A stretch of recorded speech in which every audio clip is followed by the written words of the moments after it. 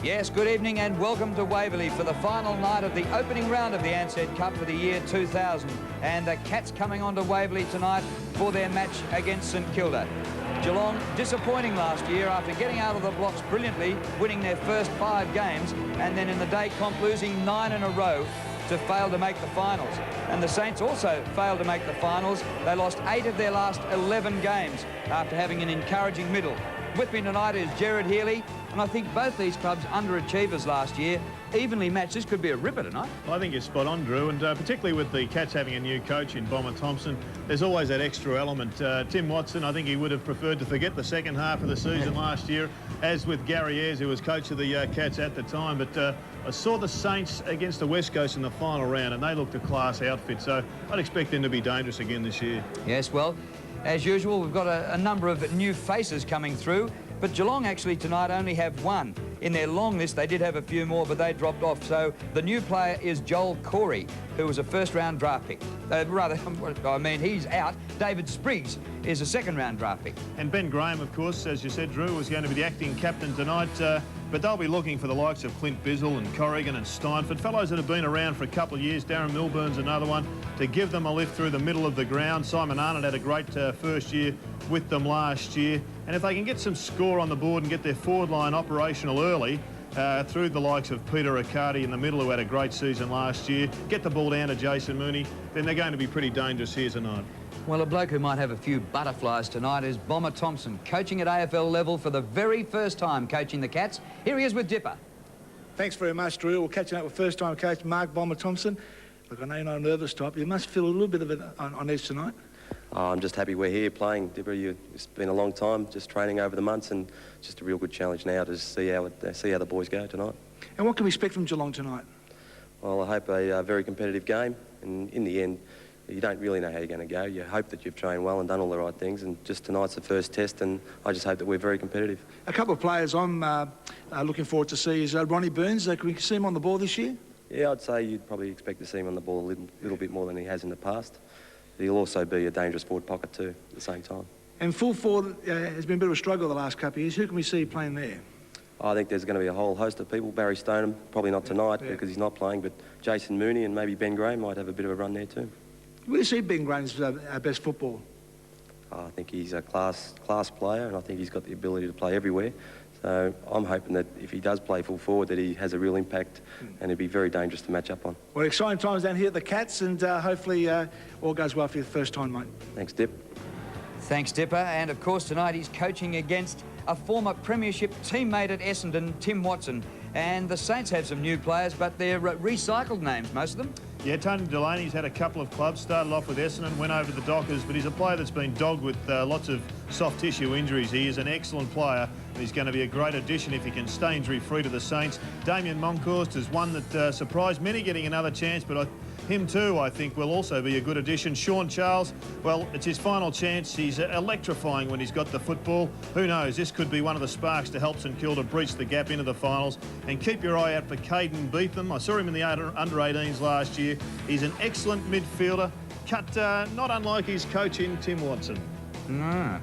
So some new faces. That's what Monkey looks like in a St Kilda Guernsey. Looks a bit different, doesn't he? And there's Sean Charles, minus the ponytail, and really keen to have a go at his third league club, and I think he'll make the most of it. Well, we talked about Tim Watson, and here he is with Dipper.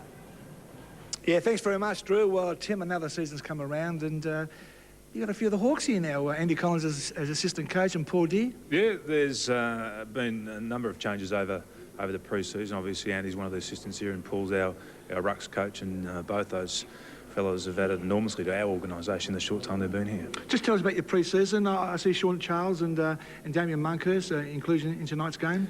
Yeah, and Tony Delaney will play too. So there's 3 of the players that we picked up that have had previous AFL experience. Also, Caden Beetham will play his first game tonight, and also Chad Davis. So there's 5 first-up players for us tonight. So, you know, we've got a blend of younger players out there on the park tonight. We've had a number of players who we can't pick for one reason or another, but it just provides the opportunity for some of those other players to show what they're capable of doing. And what can we expect from the Saints this year after a little bit of a disappointment season last year?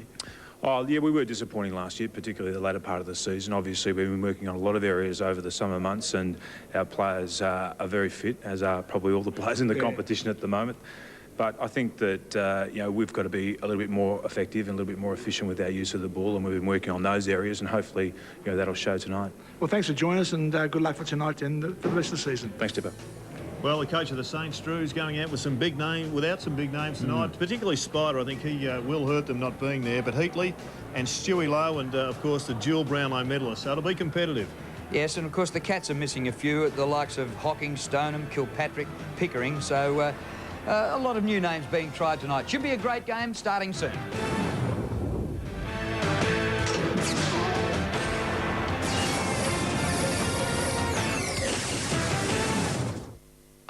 The restaurant, the casino. What are you doing? On first draw. Well, we won't have to actually back. Why do you think we hired the ledge? Smartest move we ever made.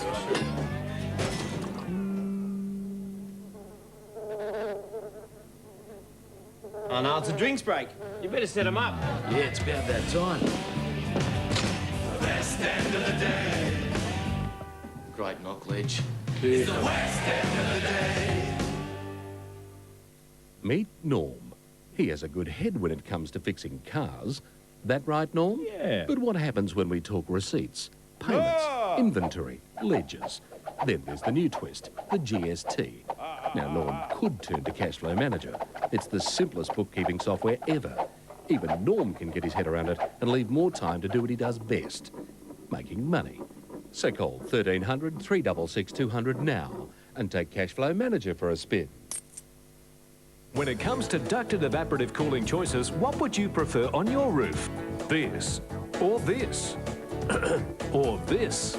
At Mannix, it costs no more to have an ultra-low profile unit for the new millennium. With colours to match most roofs and 12 months interest-free terms, the only choice is Mannix. Whether it's the low-profile Bribus or the Comfort Breeze Eclipse, Mannix are the leaders for roof-hugging evaporative systems. Mannix Air Conditioning. Kennards makes your job easy.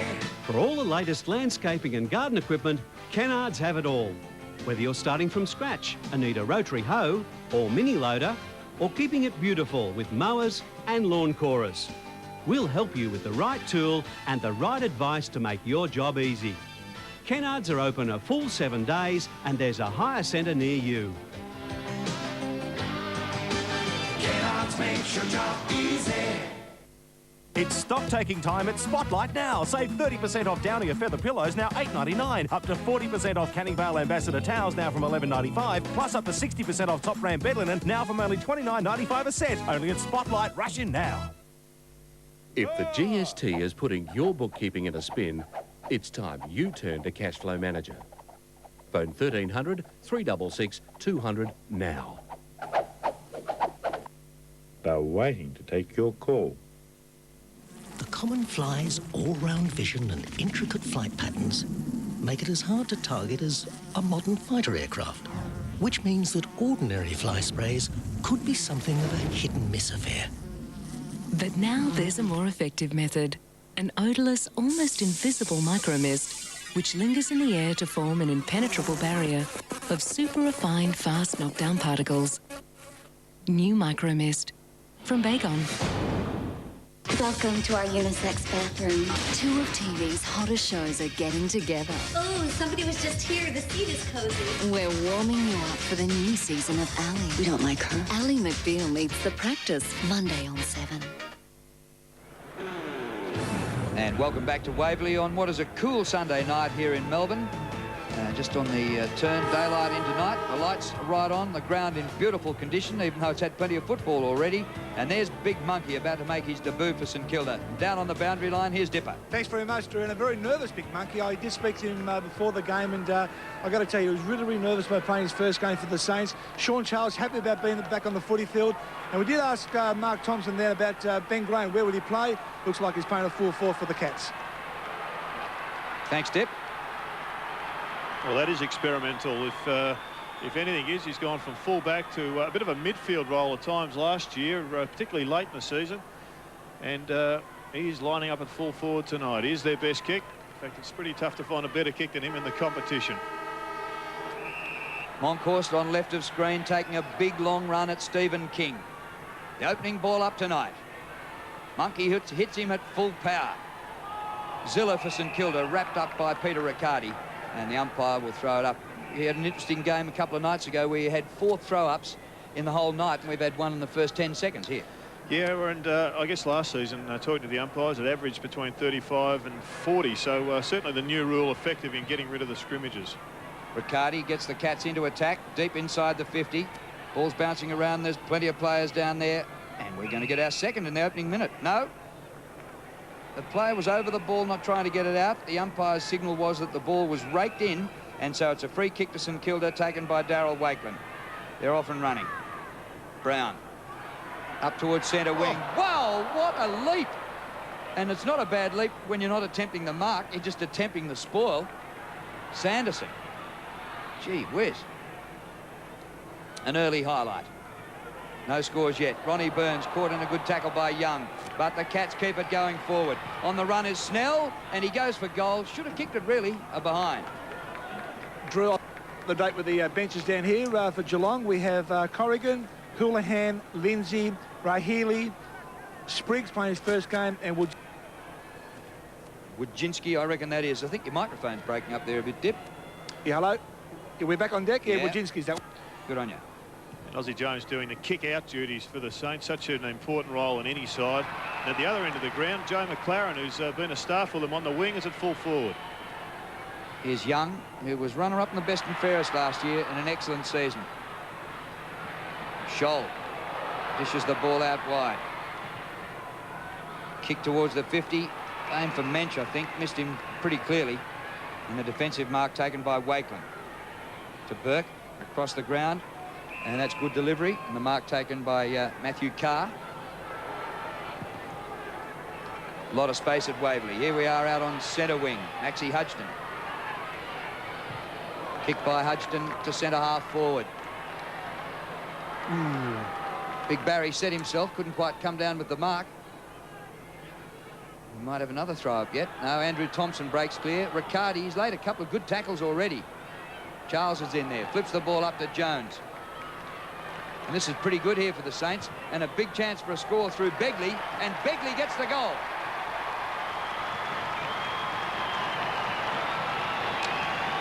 Well, pretty good transfer of play, Drew, wasn't it? There's the best hat I've seen this Ansett Cup Series to date. And Begley's got a few raps on him. Tim Watson extremely excited about his ability. And when you see anybody convert from that far out, you know that they're a class act. But it was Thompson in there and fighting. Sean Charles looking for his first possession. And I just wonder whether he didn't pick that up and handball it from the ground, Drew. I would think that was an error for the umpires, but a goal nevertheless. Goal scorer James Begley, who played just 3 games in his first season last year for the Saints. And that's going to be a free kick.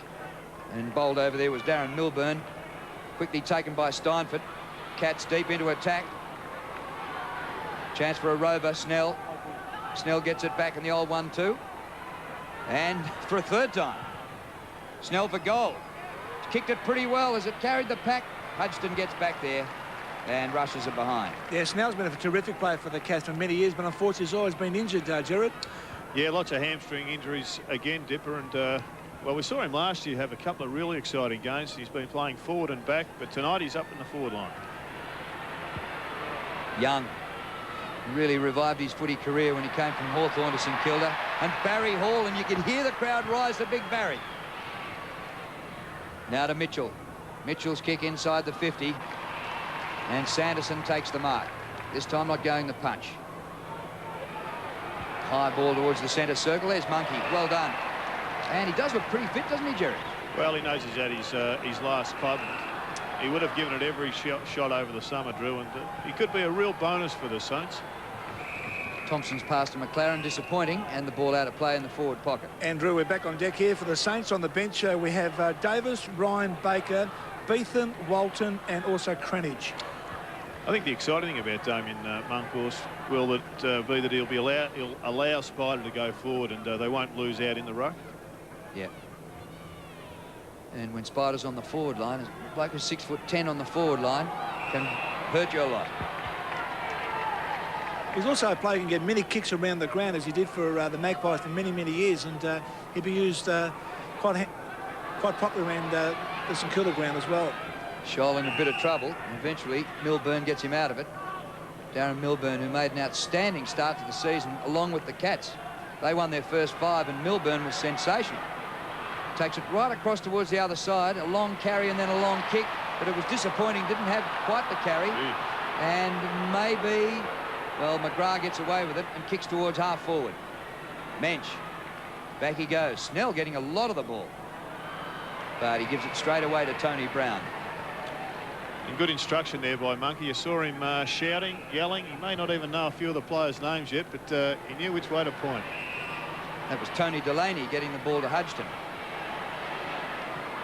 Hudgton, half-distance pass on the bounce.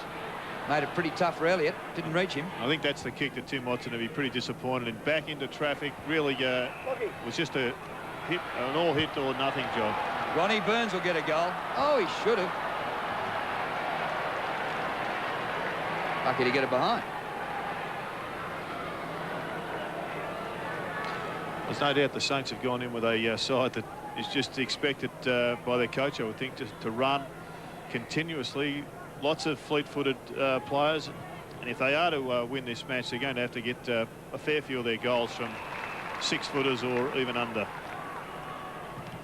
Mooney up towards the goal square. Oh, good mark ball. Not paid. Take him tonight, Drew. No. And there's Tony Delaney at his 3rd AFL club. Mensch knocks down. Aussie Jones with a little toe poke to Hudgton. He's seen plenty of it. Maxie Hudgton up towards half forward. Hall roaming far and wide. Good pickup. 2 kicks to goal from there. In the direction of Charles. He was nudged out. Play on rules the umpire. Scholl grabs it off the ground and squares the ball to a nest of Cats players. Stephen King takes the mark at centre half back. Good working of the ball. And I thought it was a good decision not to pay that infringement against Sean Charles. It was in the side, and you are allowed to impact there as long as you don't get into their back. That was a kick by David Clark up towards half forward, but the whistle's gone, and it's going to be a free kick here to the Saints. The umpires here tonight, Andrew Coates, the umpire of the year last year, and Brett Roseberg and Mark Fussell, who are 2 West Australians making their debut at AFL level. McLaren's kick. Thompson, and the ball out on the 50.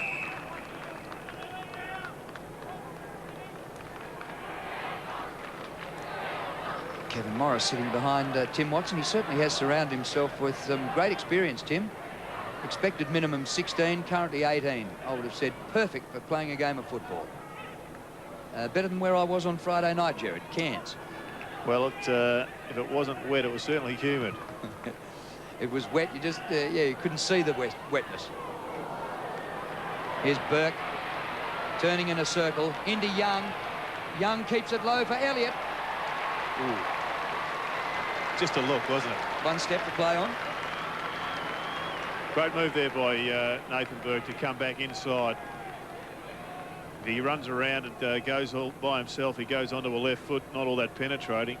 And he obviously heard the voice, and it's going to set up the Saints' second. Tim Elliott, point blank range.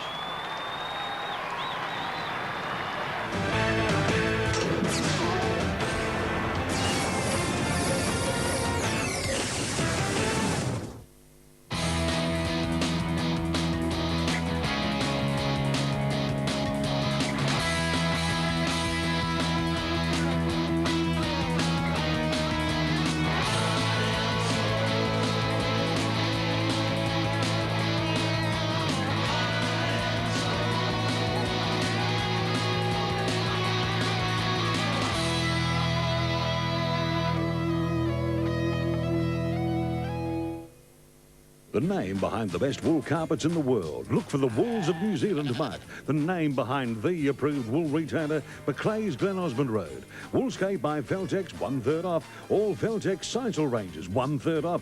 Feltex Axminster, 1/3 off Bold and Royale ranges. For a limited time, 1/3 off top quality wool carpet ready for delivery. For wool carpet, ask somebody who knows. Macleay and Sons, 243 Glen Osmond Road. The experts for reverse cycle wall splits and room air conditioners are Mannix, with all the big brands Panasonic, NEC, Fujitsu and Season. 12 months interest-free and working displays at all Mannix Home Comfort Centres. Mannix Air Conditioning. Kellogg's makes your job easy. With all the latest landscaping and garden equipment, we'll help you with the right tool and the right advice to get the job done. Kennards are open a full 7 days and there's a hire centre near you. Kellogg's makes your job easy. Land with a view this spectacular deserves a 5-star rating. Announcing the release of 17 unique cliff-top blocks at Cove Point, Hallett Cove. To be sold from 9 a.m. Saturday, February the 5th. Visit Cove Point this weekend or call Brock Barrett on 8203-1288 for details. In a world premiere performance exclusive to Adelaide, Ishinha Music Theatre from Japan presents Mizumachi.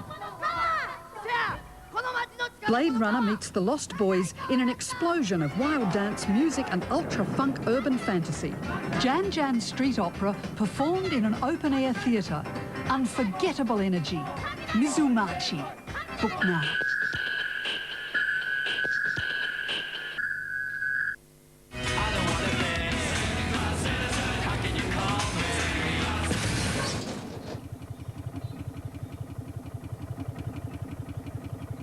Sorry, mate.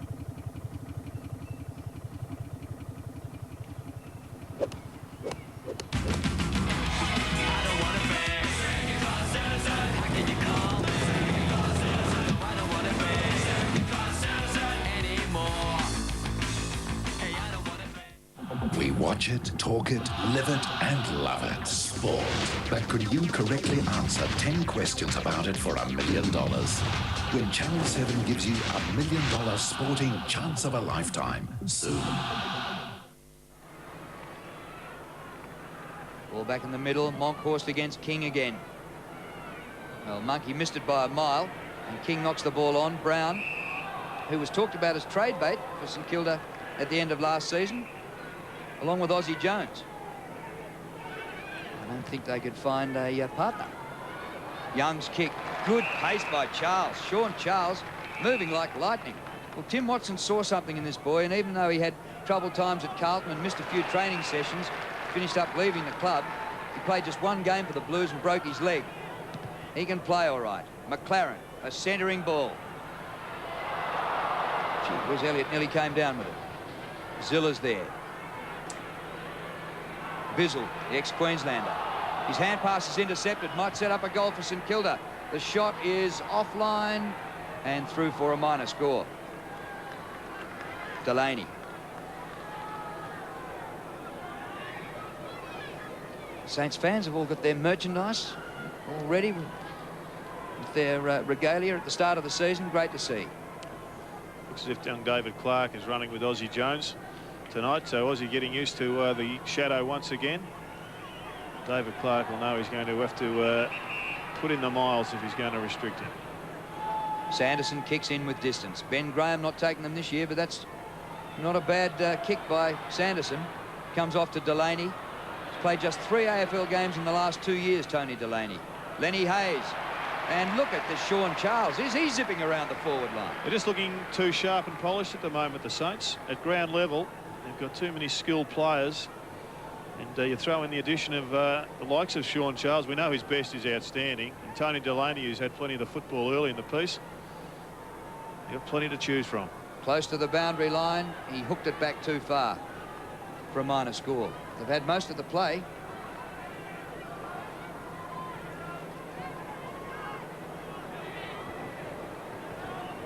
(14 plays of 3).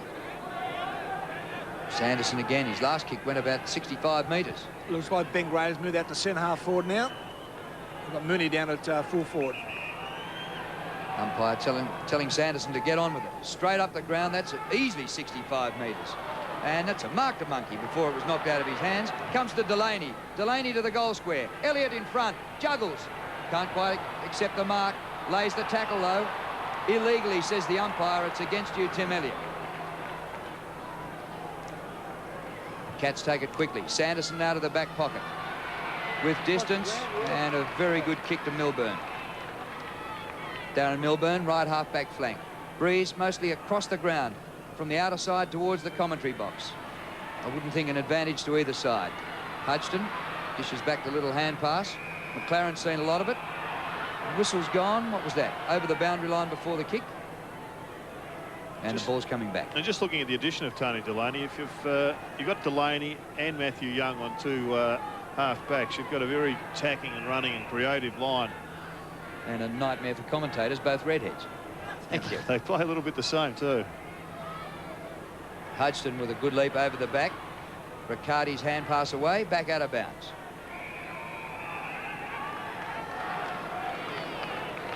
Round robin competition, so each team will get at least 3 games in the first round. And in this group we have Geelong and St Kilda and Adelaide and Melbourne, who are playing over at Football Park tonight. A whistle on the play from the boundary throw-in. Free kick to Mensch. Well, he thinks it is to him, but it's not. It's to Hodgson.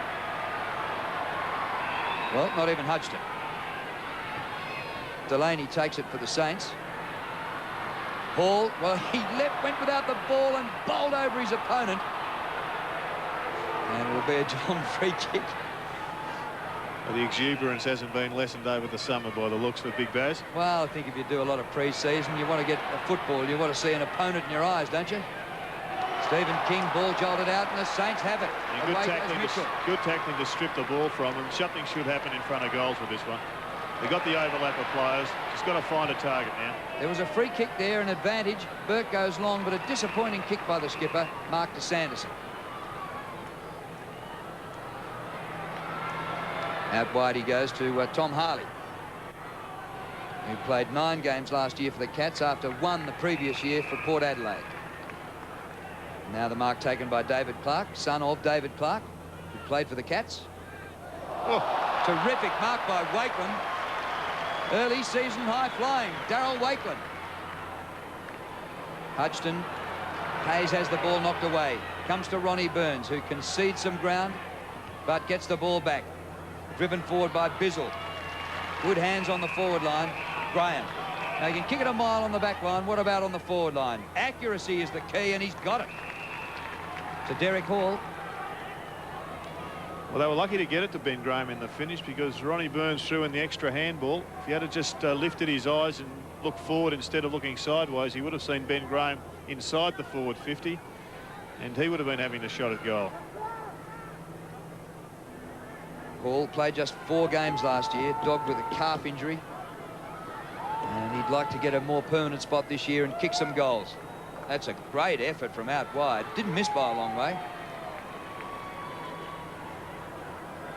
So the Cats still to get their first goal. They're 4 behinds, and St Kilda 2 goals too. What about Waverley, eh? It looks in great condition and condemned by the AFL. Just as well they've got it, though. Otherwise, where would we be playing these games? Well, maybe more in Cairns. Shipped up there for the month. Yeah. The way Roosie was pulling the fish in, it seemed like it wouldn't be a bad idea from what we saw at half-time. I think the Cairns trip might be in order in about July. Yeah. Bit humid now. Better call. Kick by Burke up towards half-forward. Hall caught behind. Harley gets away from him. Kick by Harley up towards centre wing. Good mark to Peter Riccardi. Across the ground. Gee, they've got some men out in the open here. And a big chance for the Cats. Taken by Arnott. Beautiful kick. And the mark taken by Bizzle.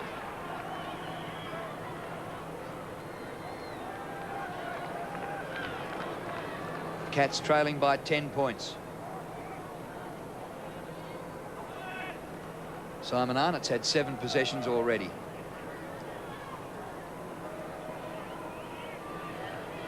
And the kick by Bizzle gives the goal umpire something to think about, and he's missed. Well, they're pretty costly, aren't they? Everybody knows that the early season nerves are going to affect you around the ground, but you've just got to get a couple of goals on the board to settle the whole side down. Richmond had trouble in their first quarter. They finished up without a score. The first one is often the most difficult. They did a Ricky Ponting, didn't they? 3 ducks. No goals, no binds, no points. I was speaking to Danny Frawley yesterday. He was a little bit nervous as he went down the race, but he was happy that he got his first spray from the local supporters. Tony Delaney's been very impressive. Played just about all of last season for South Fremantle. Ball goes backwards. Hayes to Zilla. Kicked by Zilla up short of the 50. Elliott. Contesting well down there, Tim Elliott. Socket away by Aussie Jones. Here comes the speedster. Come on, Oz, a bit of 97 form. Gets the ball back, Mitchell, and the ball out. Just looking more dangerous forward of the centre, the Saints. Last time that, well, there's Peter Riccardi on the screen. There's, now we've got Stuart Lowe and Robert Harvey, Jason Trianides. Jason Heatley there as well. In the background, so plenty of goal power there. St Kilda putting on good pressure here, laying lots of tackles. A little centering ball by Aussie Jones. Just missed the target, who was Monkhorst. Arnott, who's been prominent early. Delaney, he's had a lot of leather. 8 possessions to Tony Delaney. Might get another one here. Goes in for the tackle. In fact, gives away a free kick to Ronnie. No, the ball's got to come back. It was quickly taken by Graham. And the kick has got to go to Ronnie Burns. Been a 0-all draw in the middle between Steve Ziller and Peter Riccardi. Ziller's been charged with closing him down. He's had just 3 possessions. How about that for a kick from Burns? Good 60-metre. Great contest. Ball was on the ground and 2 players were wrestling for superiority, and Graham has a little toe poke at it, and that's another behind to the Cats. So they can't find the goals. They've kicked 6 behinds. And here are some of the Cats not playing tonight, including Barry Stoneham. It'd be great to see him come back. Glenn Kilpatrick is there in the middle. So a bit of experience to come back for Geelong. Aussie, the designated kicker. His great year was 97 when he made All-Australian. Somehow that form's eluded him. He was dropped twice last year. Comes to Young, hugs the boundary line with a good kick to Wakeland.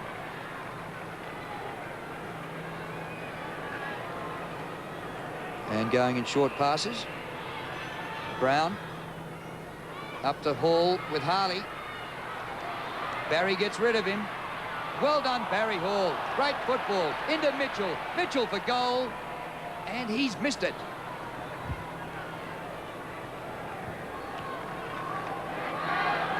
But good transition, and well, the tackling from the Cats there was excellent, but Barry Hall did the right thing. He just lifts his arms up and gets the ball clear so he can lay it off.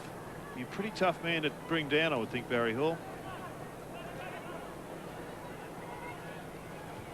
A lot of the games so far have seen pretty accurate kicking, but this isn't like that. And the young boy, David Spriggs, is on the ground for his first game for the Cats and moving to around about the half-forward line. Mensch is off. We'll be watching for David Spriggs, number 6. Here's Aussie Jones, and the St Kilda fans would love him to return to that form of a couple of years ago. Over the top to Zilla. He wanted to go on with it. Now he does. Round the corner. Out very wide. Too wide for McLaren. It's out on the full. David Parkin and Wayne Britton looking on. Carlton already have 2 wins under their belt in this series, and they're absolute shoo-in to make the semi-final. 2 out of 2 and a percentage of about 255, Jared. Yeah, they've done it pretty well. I think a lot of people would say it's fortuitous to get the Wooden Spooners and the side that finished 15th in the same draw. Others would say luck of the draw, bro. Yes, and they've been their 2 opponents in the first 2 rounds, Collingwood and Fremantle. Mitchell takes it. Hall giving Harley a bit of a run around. He goes back. Centering ball from McLaren. Punch to the front. Rover's chance here. Begley, number 22. Kick the first goal. And there's the new boy, Spriggs. Hand pass back by Snell to Sanderson. Downfield. Relayed free. Or is it coming back? It's actually coming back. The umpire having a word to say to Sean Charles. That'll be taken by Arnott once more. Up towards the Ansett logo on the wing. Oh, how'd he get through there? That was terrific stuff, wasn't it? David Clark, inside half forward. Here's the youngster, Spriggs.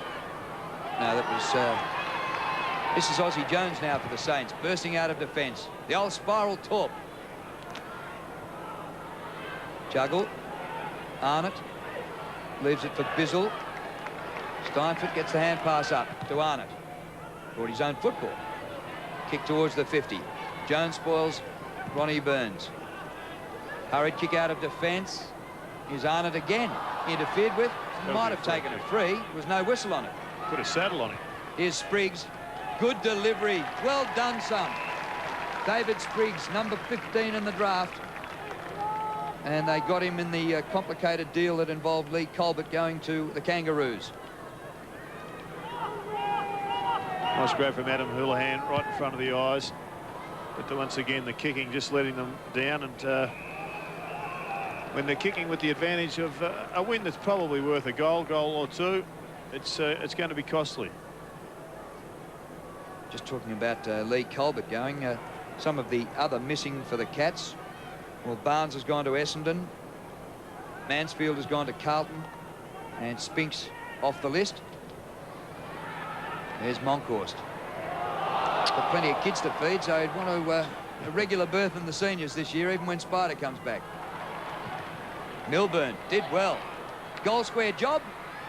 Almost to Snell. And through for another behind. Just having a look at some of the big possession winners for the Saints. Well, Tony Delaney's had a great start. He's had 8 touches already, as has Ozzie Jones and Darryl Wakeland. So they're getting plenty of football across that half-back line. Aussie's kicking out. They don't count, of course, as possessions, but he's getting many of his touches in defence. The Saints just crowding that half-back line and making it pretty difficult for the Cats to penetrate. Kick by Young up to centre wing, and there's the siren. Well, the Cats had plenty of the play, but they couldn't manage a goal in the opening term. 7 behinds was all they could manage, while St Kilda kicked 2 goals 3. James Begley got the first, and Tim Elliott got the second. But a pretty good opening quarter. Just, I suppose, a few cobwebs, certainly with kicking for goal from both teams, especially the Cats. An 8-point lead to the Saints.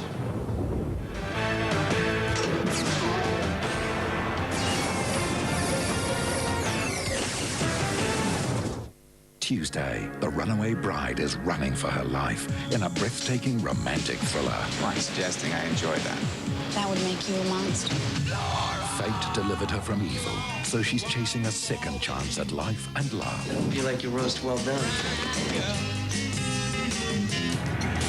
Now her husband's found her, and he wants her dead. Julia Roberts in the nail-biting thriller, Sleeping with the Enemy, Tuesday, 8:30 on 7.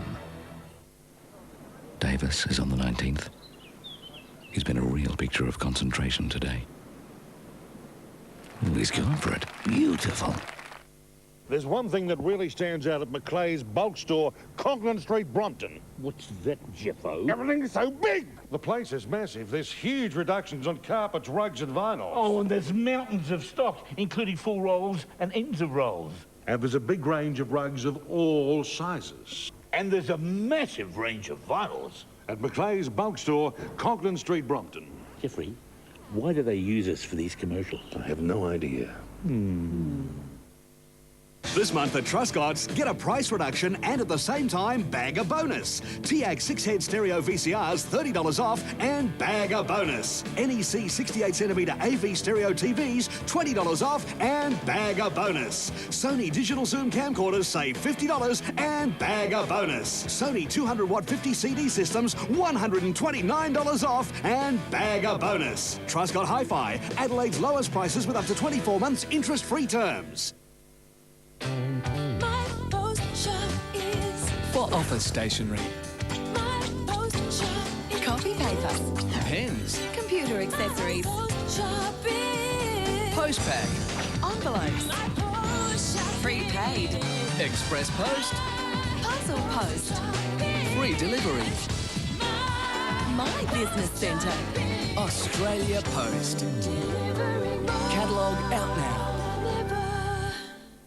Poly satin boxer shorts, just $5, $5, $5, $5. Amazing value. You know what these are worth? Scientific calculators at Cunningham's, just $6.99, 24 exposure, Canon colour film, just $2.49, 3-hour TAC videotapes, $2.49. Stereo cassette player with ear thingies, just $5.99. Amazing, $5.99. Magic set of 3 shelf unit, just $3.99. Last opportunity, $3.99.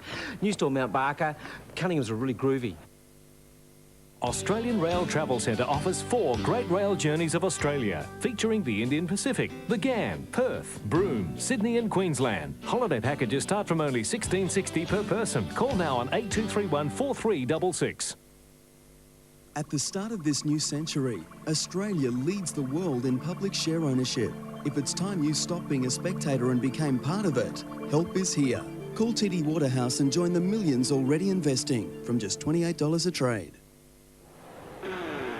A cross breeze in the first quarter at Waverley, but I don't think that was all to do with the poor scoring in the first quarter. The Cats didn't manage a goal, 7 behinds. St Kilda, 2 goals, 3. The goal scorers, Begley and Elliott for St Kilda.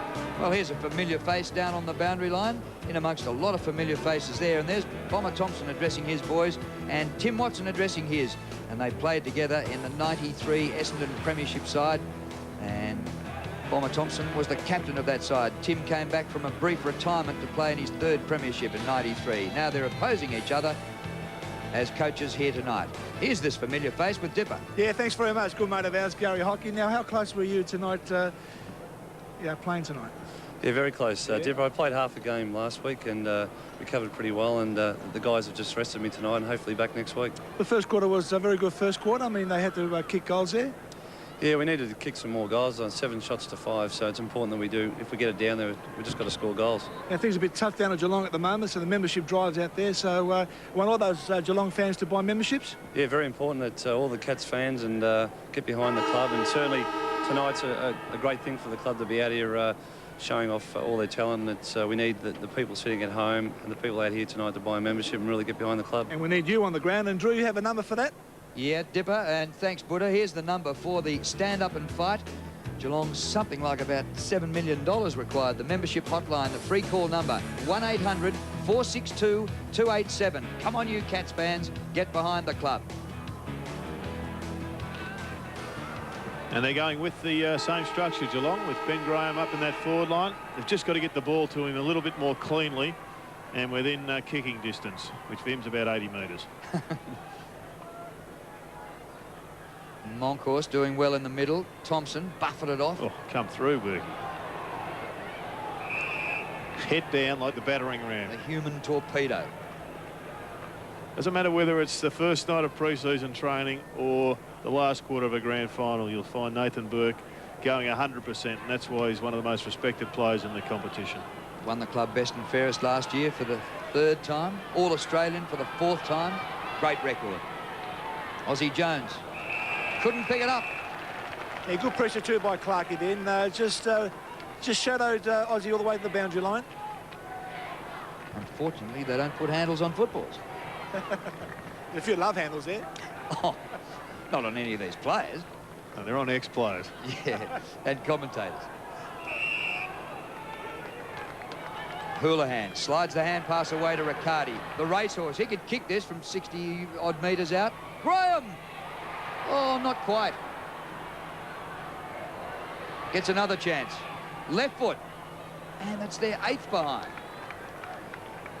There's better movement, though. They got the ball in quickly, and Ben Graham was... well, he was one out. He just didn't get quite the sit that he would have liked. The ball went over his head and favoured his teammate.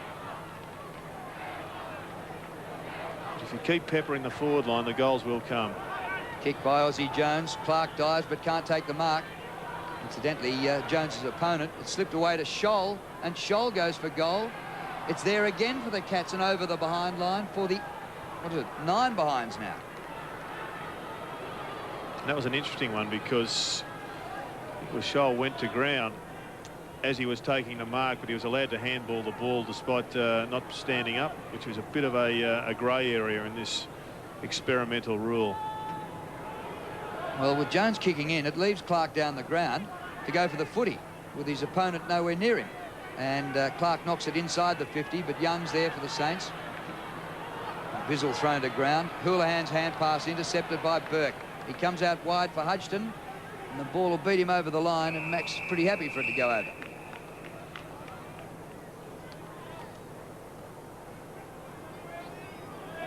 The souvenir shops have been doing well.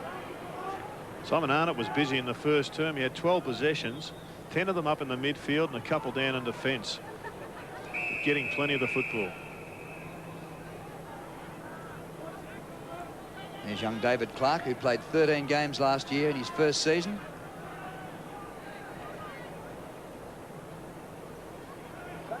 So for the throw-in, Jones is back to pick up Clark. Ball backhanded down. Comes to Young. And his kick up over the wing. Oh, good juggled mark. An excellent mark. That's taken by Bizzle.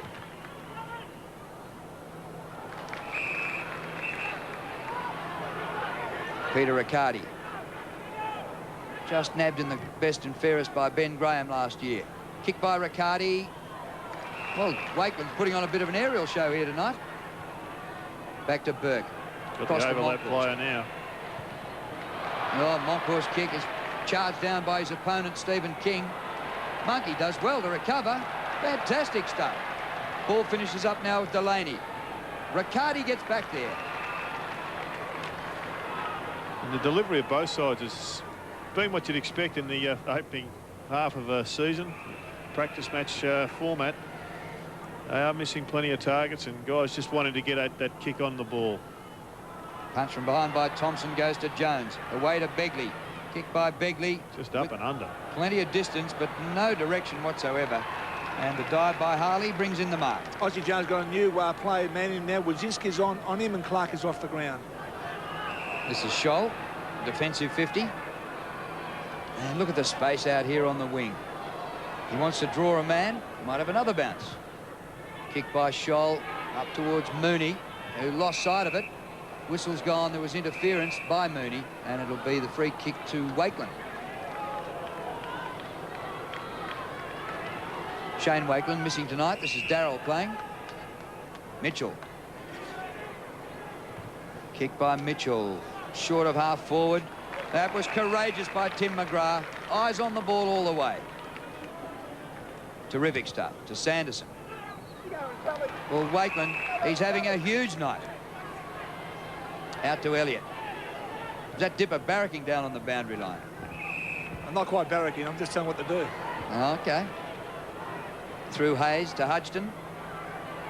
Both sides are dropping extra players across that half-back line, and if you're just bombing the ball down there, you're going to need the likes of a Wayne Carey or a Stephen Kernahan in his heyday to take the towering mark. And there just aren't that sort of player out in the ground at the moment. Milburn, I don't remember the hair being quite that colour last year, is he? Isn't that a bit of a touch-up? No, it's the effects of the ozone layer. Oh, good. Oh, surfing down at Janjuk or something. Ball worked out by Beetham. It's the boy drafted last year. Comes up to Ronnie Burns now. Tunneled out by Burke. To Brown. Kick by Tony Brown. Up towards half-back. And he finds Young. Low scoring. We've had just 2 goals in the game so far. And we're into the second quarter. Kick by Young. Close to the boundary line. Too close. You would have thought the breeze from the outer side would have brought that ball in. Not much of a breeze tonight like we're used to down here. It's just a slight breeze. No advantage to either end. So it hasn't gone out on the full. It's to be thrown. Knocked over. Is Jason Mooney coming off the ground, Dipper? Yes, he is, and young Paul Lindsay on. And unfortunate for the Cats that Cameron Mooney not playing tonight. He's got a problem with his groin. And let's hope he can get back on the field. Moncourt's the mark. Brown running backwards. And now all St Kilda out on the broadcast side. This should be something. Gathered by Begley. Well, it was going to be something until a kick like that. And it's very costly because they've turned the ball straight over to the opposition. Here's Wakeland again. He's had 10 possessions already. Can't mark this time. And there's youngster Spriggs over it, trying to knock it out. Blonde hair, number 6. Whistle. And comes to Monkhurst for the free kick. He was only just there. I don't see anything there at all. Well, too high for Young. Look out, Ronnie will kill you in this situation. Spriggs, well done. Good hand pass. Chance for a Geelong goal, and at last they're on the board. And finally kicked by Arnott.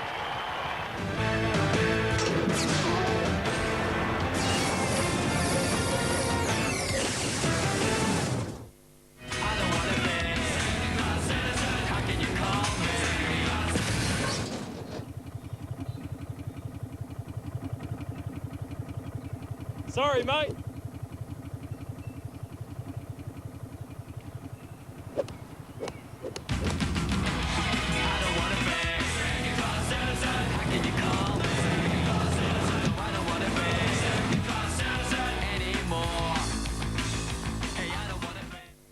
A child's future depends on quality education, so what's in store for South Aussie kids this year? What do parents want from schools, and what can they expect? I do think parents are concerned. Back to School 2000 on 7 Nightly News. The Barossa Valley has SA's most exciting new holiday resort, high on a ridge near Tanunda. The Barossa Valley Resort has all the facilities you'd expect, and some that will surprise you.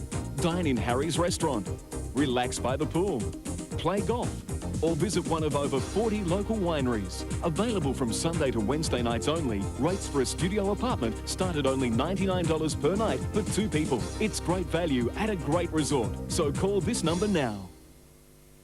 This month at Trustgods, get a price reduction and at the same time, bag a bonus. TAG 6-head stereo VCRs, $30 off and bag a bonus. NEC 68cm AV stereo TVs, $20 off and bag a bonus. Sony digital zoom camcorders, save $50 and bag a bonus. Sony 200-watt 50 CD systems, $129 off and bag a bonus. Trustgod Hi-Fi, Adelaide's lowest prices with up to 24 months interest-free terms. Be one of the first to walk through the new Adelaide to Crafers highway tunnels. Tickets only through Bass are just $5 each, including booking fee. Free buses, courtesy of state government and Passenger Transport Board, will ferry all walkers to and from the tunnels. You also have a chance to win a new Mitsubishi Magna Executive V6 sedan. For bus travel details and Magna entry forms, see the advertiser. Organised by Rotary, supported by these organisations, with proceeds going to charity. The Mitsubishi Tunnels Walk, February 19th and 20th. Book at Bass. At the start of this new century, Australia leads the world in public share ownership. If it's time you stopped being a spectator and became part of it, help is here. Call TD Waterhouse and join the millions already investing from just $28 a trade. Davis is on the 19th. He's been a real picture of concentration today. Ooh, he's going for it. Beautiful. Does your daily shower cleaner kill germs? Guess that's a no. PinoClean Spray and Go takes the hard work out of cleaning, and it's the only daily shower cleaner that disinfects. So to protect your family, it's not clean unless it's PinoClean. On Today Tonight, a dodgy employer ripping off Adelaide kids, hiring them to sell novelties at Sky Show, I've worked all day for $2.50. forcing them to sign contracts without their parents' consent. Some even end up owing the boss. 6:30 Monday. Draftee David Spriggs, who was in that play. He was taken number 15 in the draft. He was number 1 for endurance at the AFL draft camp last year. And he's come off the bench here tonight and done some good things pretty quickly. It took Geelong a long time to get their first goal there. 1 goal 9 after the goal was kicked by Simon Arnott. Physical clashes starting to get a bit willing now. Bit of toe there out of the back line. Lots of pace. That had to be a free kick. Comes to the front. Graham sweeps the hand pass in. Sanderson, a mighty long kick. Bit of height wanted. Comes to the front. Delaney quickly boot the ball. He did well. Former Essendon and Docker. Here he is, Tony Delaney. He used to have little big kiss curls. Hair a lot shorter now. Keen to make a go of it at his 3rd club. Boy, is he getting a lot of the ball, aren't it? Snell from the front edge of the centre square. Ronnie! Oh, Ronnie! Should have taken the mark. Burke the hand pass away to Begley. Around the boundary line. Good hands, Aussie. Hudson. Kick by Hudson up towards centre wing. Very wide. It's a long way home at Waverley. Joey McLaren scores level about midway through the second quarter as Mooney takes a seat. Barry Hall is just prowling around that forward line. He's desperate to get involved, but the Saints can't get the ball across the half-forward line. Here's Jones once again looking for the ball to sit up for him. Maybe the turf just a little bit slippery. Lenny Hayes slipped over. Wizzle gets the hand pass away. Kick by Houlihan. Over the shoulder. And the free. And what's this, going to be a 50? The umpire very demonstrative with the signal. Well, Ben Graham's got the free kick. He might need the 50. He's kicking from 55. That might suit him just fine. Ben Graham, longest kick in football. Home you go.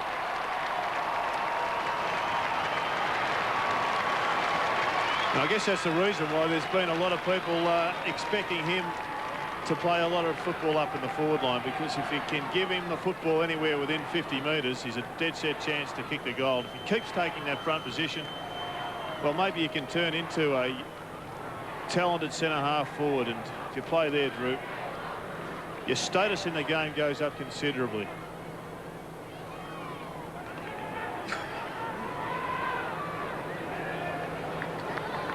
Well, it took the Cats a while to get a goal, but now a couple in 3 minutes, and they've hit the front 2-9 to 2 goals 3. As Bomber Thompson looks on, he's still Bomber, even though he's no longer at Essendon. Couldn't call it like Cat Thompson, could you? Wouldn't think so. McLaren out to the top of the goal square. Hall couldn't take the mark. Mitchell's back there. Hall, good hands. In goes the hand pass, and a shot by Beetham. He's got it.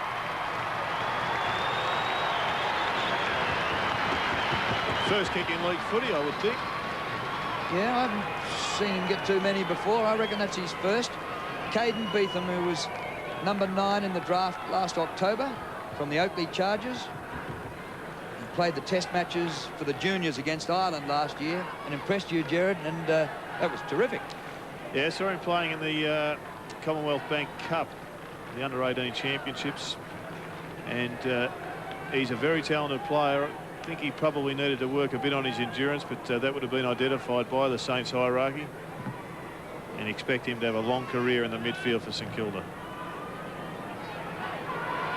And burst out of the centre. Just outside the 50. Jones. Okay. That's a clever kick. Putting it out in front of the forwards.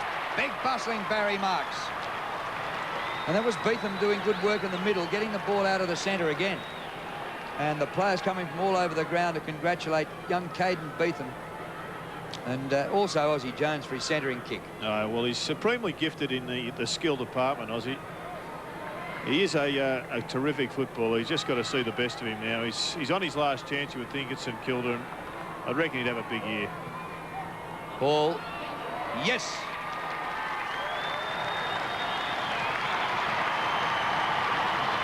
Well done, Aussie. There's a lot of people out here supporting you, Aussie, and it's great to see him really pushing through the lines. He's going to just have to keep doing that for the rest of his career, because he's so dangerous that it doesn't matter whether he's out of form or not. If he gets 3 or 4 kicks in a row, somebody's going to slap the clamp on him. And there he was, giving it to one other bloke that's got a huge future ahead of him if he can get his act together this season. A wonderful couple of minutes there for Caden Beetham. And out of the middle, that's Brown this time. Burns goes off the ground. Well, we have a real tournament here now. St Kilda leading by 6 points. Begley's kick smothered. It spills to Delaney. Tony Delaney looks as though he'll be the goods. Aussie was there. Elliott flung to the ground. Sanderson goes back with the hand pass. Oh, Bizzle back to Sanderson. And a good kick to Milburn, who's 20 metres in the clear. Darren Milburn goes for a gallop. Shepherded behind the play. Kick by Milburn, long to the forward line. Good defensive work there by Max Hudson. Used his body well. He bumped in early to off-balance his opponent in Adam Houlihan, but still kept his eye on the ball and got a hand on it just to make sure it went over the line. Jerry, we saw Jason Mooney come off the ground before. He has his right knee iced up at the moment, as we see him there, and probably not taking any risk with him for the rest of the evening. He's had problems with that knee. Maybe it is just precautionary, Dipper. Yeah, they just said it's a bruised knee at the moment, so they're not taking any chances with him. It'll be a bit of fun when his brother gets into the seniors and they'll be able to play alongside each other. Fancy his brother joining from a premiership last year. Amazing, isn't it? We've got a blood rule here too for one of the Geelong players coming off now. And Darren Milburn not looking too good.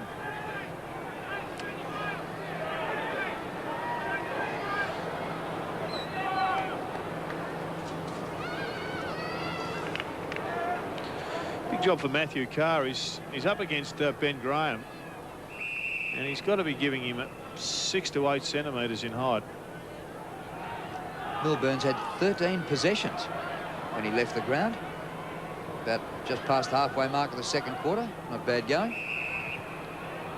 Now this is going to be a Geelong free here. You mentioned that Mark Thompson and Timmy Watson, best of teammates and good friends. Also Alan Stone and Rocky and Trevor Spencer, who play for Essendon as well, opposing runners. You might have run into Rocky Stone at one stage, Dipper, didn't you? A long time ago, Jared. They were tucked in, weren't they, at the time? Concentrate the footy. And here's the kick by Houlihan, which is just offline.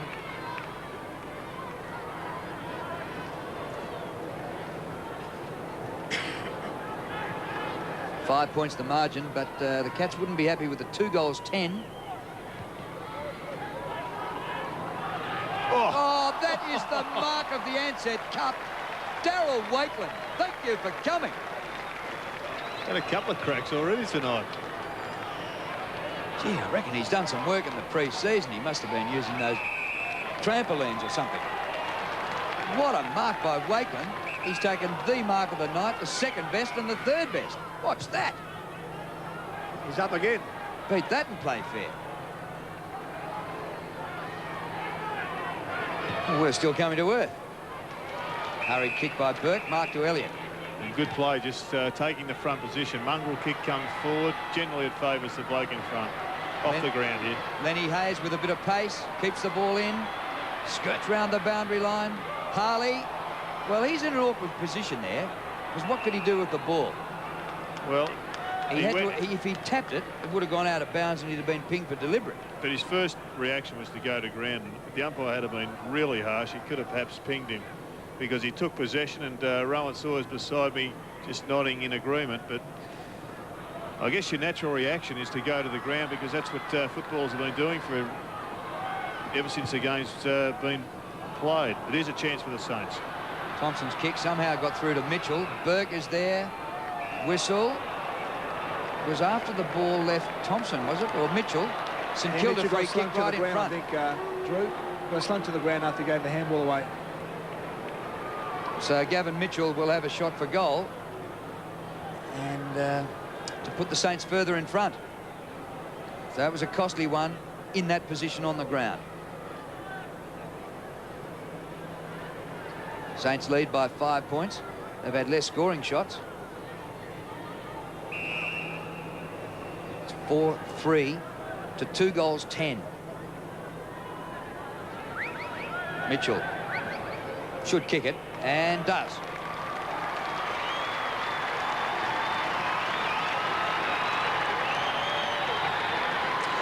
Well, good conversion there by St Kilda, and they've lifted their work rate from about the 10-minute mark of this term, where they really just were struggling to get anything happening up forward. Geelong got a couple of goals which seemed to wake them up.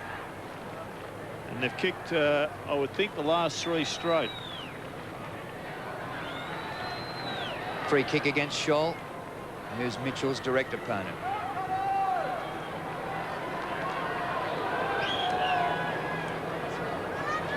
Just under 5.5 minutes remaining in the first half. Hope you're enjoying the Ansett Cup action around the country on 7. It's been a big weekend for sport. Hope you enjoyed the tennis as well. What a weekend it has been at the Australian Open. Delaney becomes the tall man from behind to punch down. Unusual role for a rover. Good pickup, Wojcinski. He's the bloke with the pace that we saw earlier on. He's gone on to Ozzie Jones, number 40. There he goes again, Wojcinski. Good positioning by Monkey, but he's let it slip behind him, which is a critical sin. Graham flips it out to Snell. Snell off the ground. He's missed as well. In fact, he's missed 3 times. And that missed everything.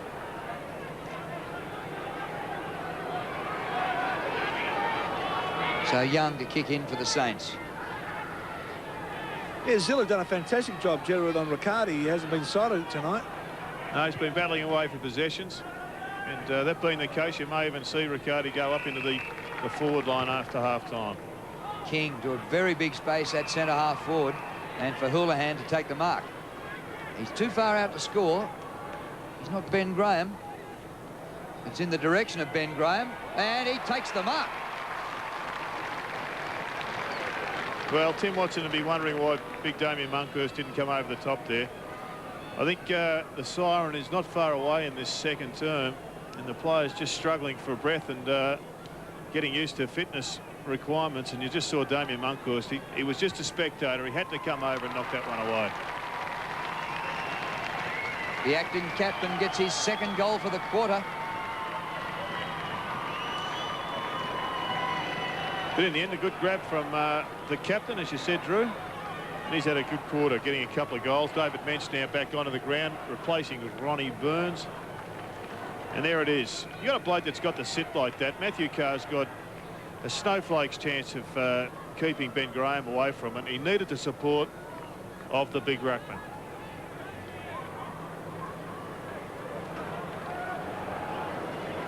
Well, a real contest now. 3 goals, 10. Graham's kicked 2 of them. He's played nearly all of his career as a full-back. Monkhorst in the middle, and number 25 is Paul Lindsay for the Cats, who played 2 games last year, elevated off the rookie list. Here goes Riccardi, who Dipper said hadn't been seen all that often. There is a chance for the Rovers, but guess who gets back there? Nathan Burke clears. Delaney. Good shepherd. Terrific St Kilda debut for Tony Delaney. Elliott is there. Lost it. McGrath to Houlihan. Scholl. Kick by Scholl to the centre of the ground. Steinfort goes up and is floored.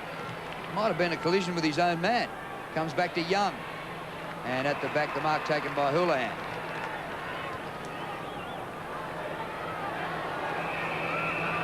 Sanderson. 5-point lead to the Saints late in the 2nd quarter. Corrigan up towards the 50, inside 50. Mensch. David Mensch. Go again. Snell, he's had 3 shots for nothing, and he's had 4 shots for 3 points.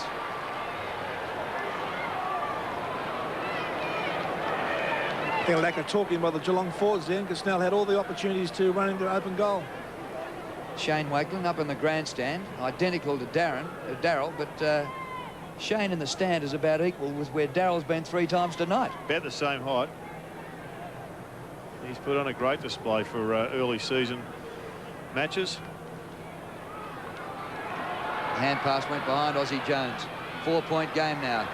But if Jason Snell had kicked straight, well, the Cats would be pretty comfortably in front. He's not the only culprit, though. Picked the ball up off the ground. Yeah, Hall. Got the umpires here making, well, the umpires, coaches and advisors making notes. Burke, clever kick. Thompson takes the mark. Dipper, what's the dew factor like on the ground? The players just struggling with the slippery conditions, it seems. Yeah, it's just starting to come now, Gerard, as we see St Kilda going for goals here.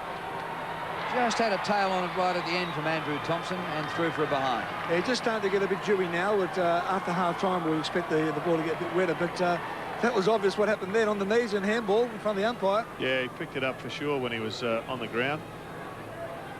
And like the players, the umpires will also need some time to get used to it.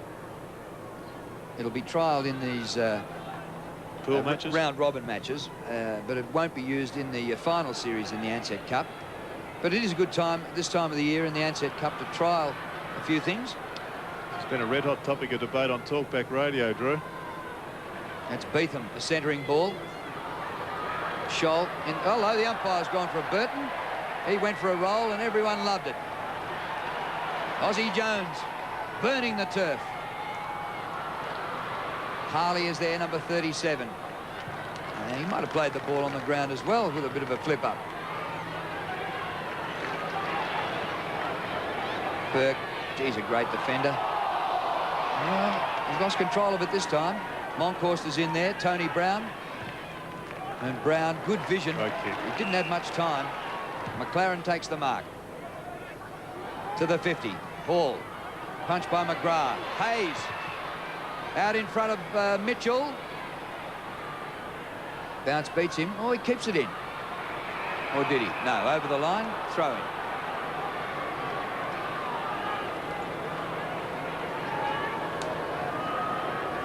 Close to half-time, just a minute left, so it'll nearly be start again, the second half. A kick in it. Lindsay against Elliott. And the whistle. Hello, Barry Hall's having a bit of a go. He might have seen Mike Tyson on the telly today. He would have been quick. Yeah, he wouldn't want to make a cup of tea during that bout. Geez, even I could go down in the first round for 40 million. No, the loser didn't get 40. I think the winner got plenty. But I'll take 10 then. How's that? Monkhorst slides away the hand pass to Brown. All St Kilda. Now, can Lenny Hayes make this distance? I think it's too far. Pokes it in short. Hall in front. Scholl defends for the Cats. And somewhat fortunately, it goes to a teammate and they get out of trouble. Time running out. 30 seconds left in the half. Houlihan did well to Graham. Graham for his third.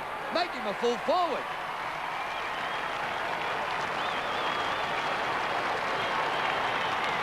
Well, that was a double play because the Saints have just had so much of the footy in their forward 50 for the last 60 seconds. They should have set up at least a shot at goal. And then the ball just got transferred very quickly. Unfortunately for Tony Delaney, he lost it there. He lost it. And then his man slipped the handball over the top. Matt Carr, once again, just caught between the devil and the deep blue. And he went 3/4 one way, and in the end, he was lost. He had to go flat out. If you're going to leave your man, you've got to make the contest. Ben Graham just sat back and kicked the easiest of goals. Very close to half-time. Probably the final bounce for the quarter comes to Thompson. Well, maybe time for the Saints to get another one. Brown. Geelong lead by a point. Kicked by Tony Brown. Good spoil by Sanderson from behind. Yeah, they're off and running now. And there's the siren. A tight contest here at Waverley. Goals have been pretty hard to come by, but we have a real contest. A point the margin at half-time. And Geelong were inaccurate. In fact, they were goalless in the first quarter with 7 behinds. And Barry Hall having something to say here to Andrew Coates. But they finished up with 4 goals 11 to half-time. Geelong and St Kilda 5 goals 4. On and on it goes with Barry Hall and Andrew Coates. Half-time, just a point in it.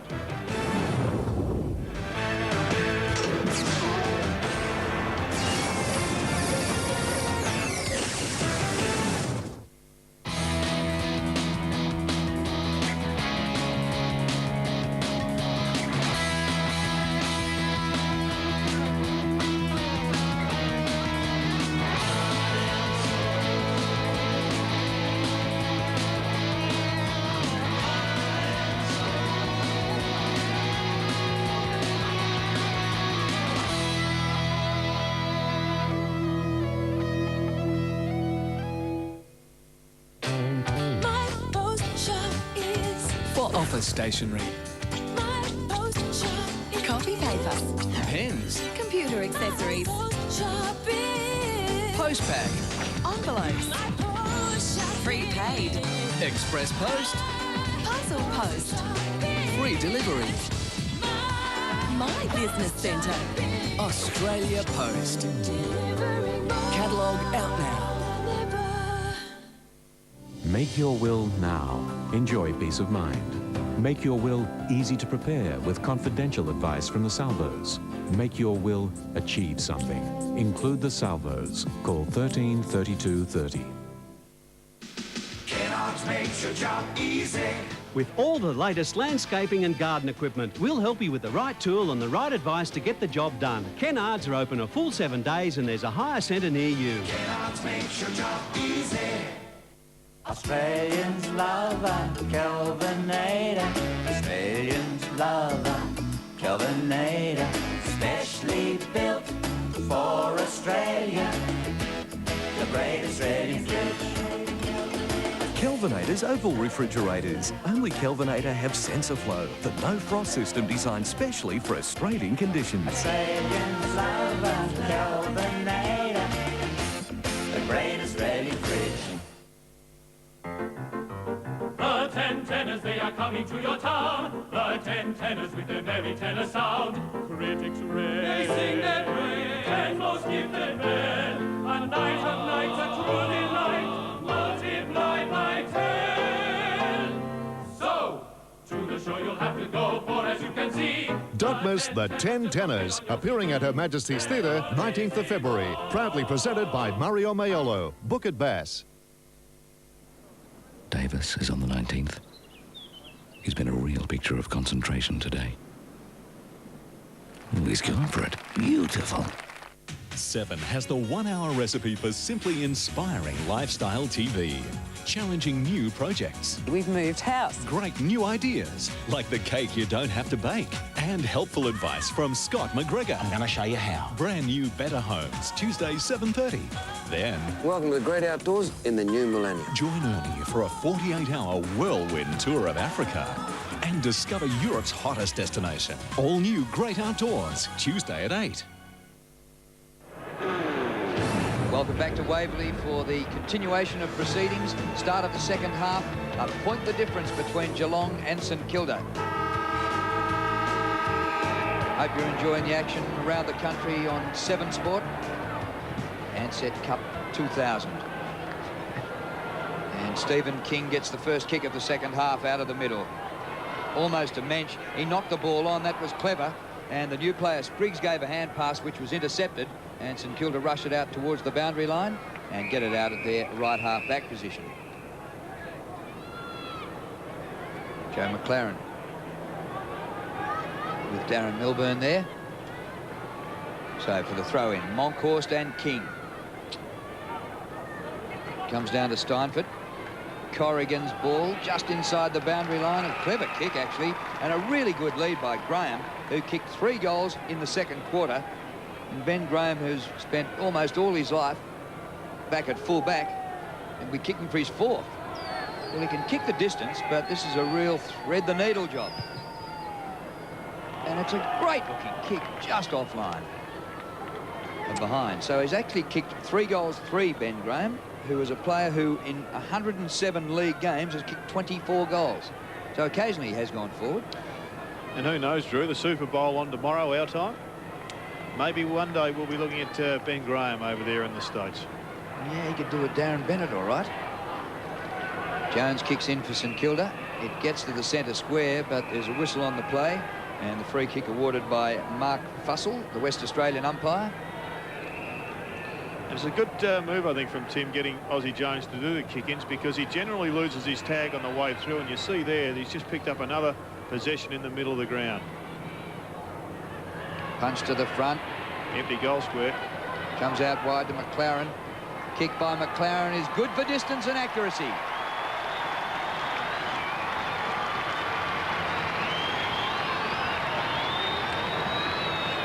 Well, it was an Aussie Jones-inspired goal, that one. Nice kick from full back, which was a spearing, penetrating kick, which dragged a free kick, and then he just kept running, made space, sprinted about 120 metres to get the ball in quickly. And if you're playing extra sweepers across the defensive area, you've got to get the ball in quickly to get your opponents one out. And Joe McLaren, who started at full forward, has done a terrific job there, coming from the wing and getting on the end of the handball. There he is, closest player to us on the wing. Finished last year as one of the exciting talents So the Saints in front. Little kick by Tony Brown. Here's Jones. Goes backwards with the hand pass. Stephen Ziller breaks a tackle. Now they want to mark on the forward line. Elliott got hands to it but couldn't take the mark. Ball is there. Use of the body by McLaren. The ball's out of play. Just the bench for St Kilda boys. Begley, Davis, Ryan, Baker, Beetham and Cranage. So actually Tim Watson hasn't used the bench much. I think 4 of them haven't had a run yet. And the games I've seen this weekend, the bench has been used a lot. Ball gets the hand pass to Hayes. And the ball's out of bounds in the right forward pocket. Lenny Hayes, who played 16 games on debut last year. Came from the New South Wales ACT Rams. Elliott in a bit of an arm wrestle with McGrath. Ziller caught by Milburn. And Drew, just on the Geelong bench, Clark, Houlihan, Lindsay, Mooney, as we mentioned, with that bruised knee, Rahili and Jason Snell. Thanks, Tipper. So they have had a run. Mitchell snaps for goal and gets it.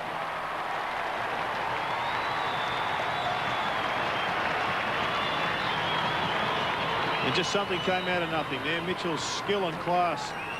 Just saw him penetrate the pack. Let's just have a look at it as it unfolds. Gee, he picked the ball up with one knee on the ground. That was another questionable one with this rule that is going to take some time, I think, to get absolutely right. But he did it so well. He was the one going for the ball, and he comes up with a goal.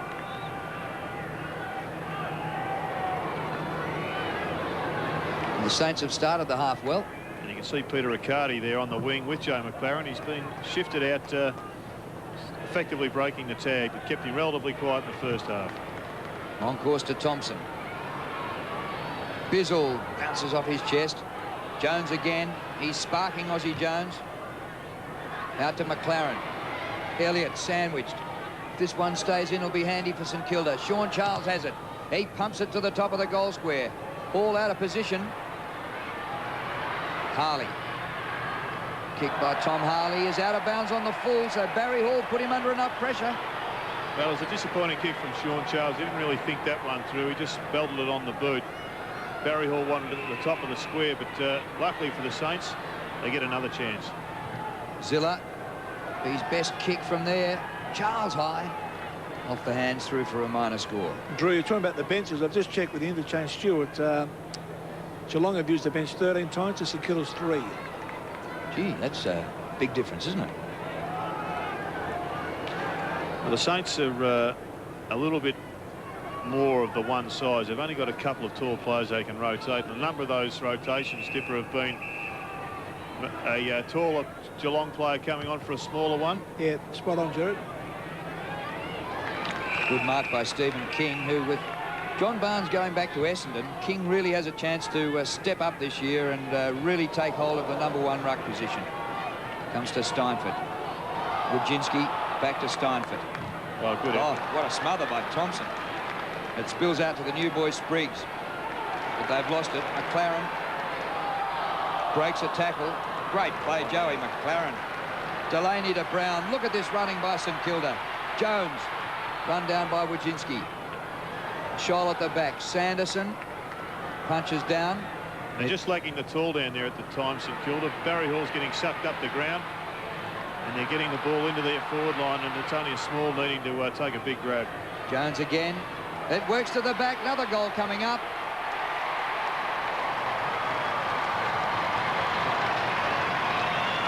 And you see there the value of having the tall bloke in the goal square. He didn't take the mark, Tim Elliott, but he competed and he brought the ball to ground, and Lenny Hayes was just lurking at the back of the pack. And finally they come up with a goal. And once again, as you said, Drew, Aussie Jones sparking the Saints. The big man, he drags 2 players. He dragged the bloke behind, and that left Lenny Hayes just there to mop it up.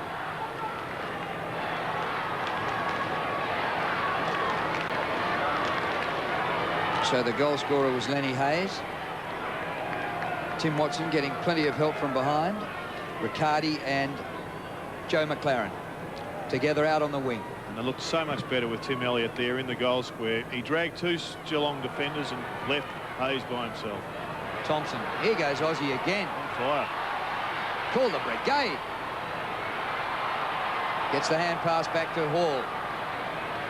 Bit slow, but it goes to Thompson. Barry will get it back. Don't get in his way, even if you're a teammate. Charles. Oh, clever. Jones.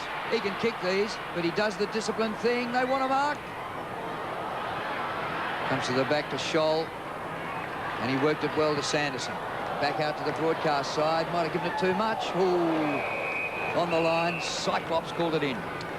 Well, I was thinking about the 97 grand final, Drew, when Aussie ran around the boundary line. Oh. Took about 5 bounces and then just poked it through from the line.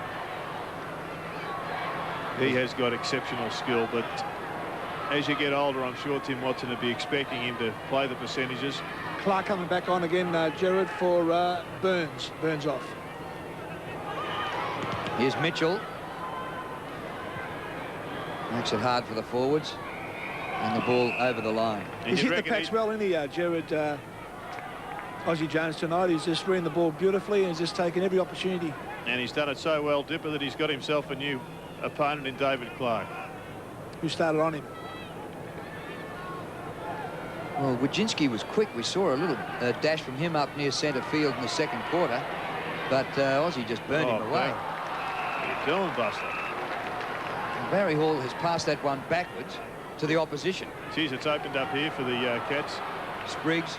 He's had a good debut. Young David Spriggs. Just a 19-year-old. Carr beats the tackle of Mensch. A clever kick, but Burke couldn't quite take the mark. Might be worthwhile putting Riccardi on Aussie. On Aussie, just because Aussie at the moment is finding the ball, and Riccardi, you know, is sort of playing on the wing, sort of loose on the half-forward line, just trying to get into the game. Now he's got Stephen Ziller back with him, Dipper. I think it's a pretty fair move.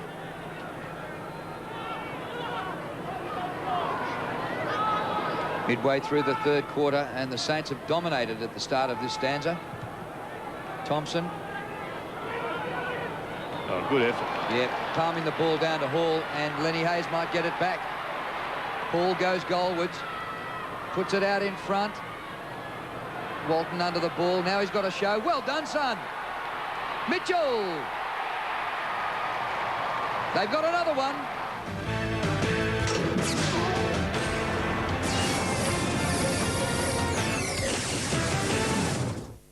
West End draft, thanks, mate. Yeah, it's about that time. Great job out there today, fellas. Yeah, right. So, how's it going? It's done. It's done.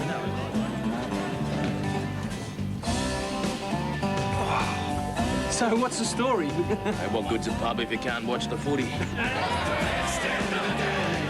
It's the West End of the day. Keeping family together made clear and simple by B. Buy the Nokia 5110 for $1 and you can join our Be Together 24-month plan for $20 a month. On the one contract, you can also get a second phone free with no monthly access fee and up to $10 of free calls a month. So you can give one to your mum, your sister, husband, best friend, anyone. Check your newspaper or call 133020. B, we make mobile phones clear and simple. Childcare centres, good for your child and you.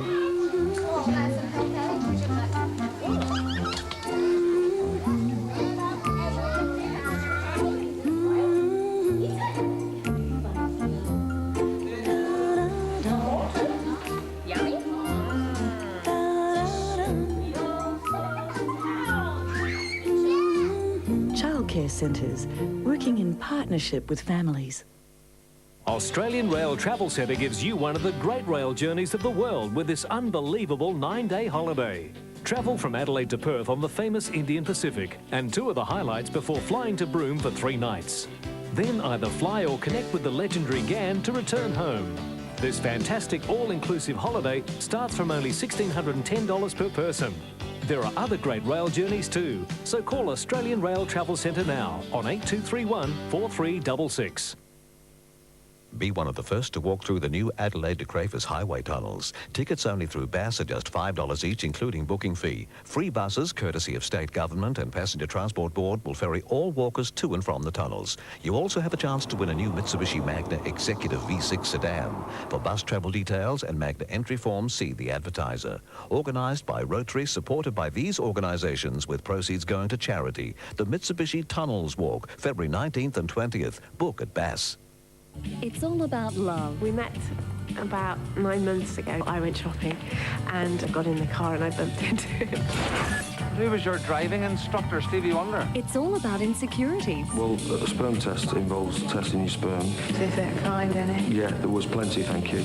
It's all about roses. He told me that he loved me by shoving a rose up his bottom. It's all about them and it's all about you. Sex? She's mad for it. Cold Feet. Why wouldn't she be? Soon on 7. Gutsy performance by Lenny Hayes, just to back into the pack with the fly to play and create that loose ball for Barry Hall to run onto. Jared, in this third quarter, St Kilda have had 37 possessions to 17. Remarkable. They trailed at half-time and now they lead by 23 points. Zilla, they've kicked 4 goals to nothing. Charles with a bit of a push, which was seen. Was the mark paid or the free kick? It's going to be the free kick. Wasn't a bad effort by Tim McGrath. I get the feeling that Sean Charles is a better player running with the flight of the ball, not having the ball kicked at him. Maybe he'd be better off pushed up the ground onto a wing or a half-forward line and hitting the packs rather than being at the base of the pack. Standing start kick by Hudson. Whoa! What a mark by Bizzle. The Queenslander was up there for a week. Gary Hocking said he was very much like Gary Ablett. And after that one, we're starting to see some evidence. It's the first time I've seen it. McLaren going well. Oh, not so well now. Giving it straight to Spriggs. Wakeland. He likes it up in the air. Darryl Wakeland. Took 2 sensational marks in the first half. Nathan Burke. McLaren having a blinder. Goes to midfield. Look at Young. 30 metres in the clear. Surely the Saints will get another one out of this. Walton camped underneath it. A punch to the back. Mitchell will get another one. Oh, he hit the post. He had more time than that too. Have a look at this mark. I suspect there was a bit of hands on shoulder before he got there, but well, you couldn't take that off him. That's what we come to see. That was a Warwick Kappa special. Yeah. On Chris Langford at the same ground. Snell worried out of it by Jones. And the Saints fans are saying, welcome back, Aussie. Well, Jason Snell back on the ground and Simon Arnott off the ground, who I thought had a pretty good first half. He's got the look in the eye, Aussie, too. There's a couple of vacant stares at times last year. But he set himself for a big one. Yep, in the wilderness for a couple of years after a stellar 1997 when the Saints made the grand final. This is Clark. Graham, not quite. Oh, is it? Yes.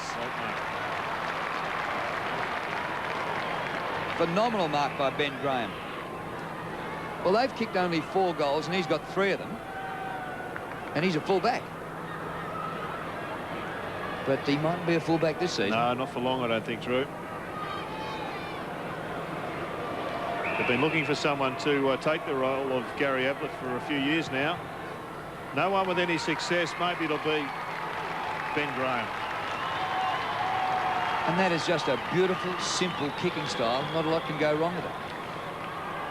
No, it's a terrific kicking style. He's just a gifted athlete. And he's a lot quicker than I think people give him credit for.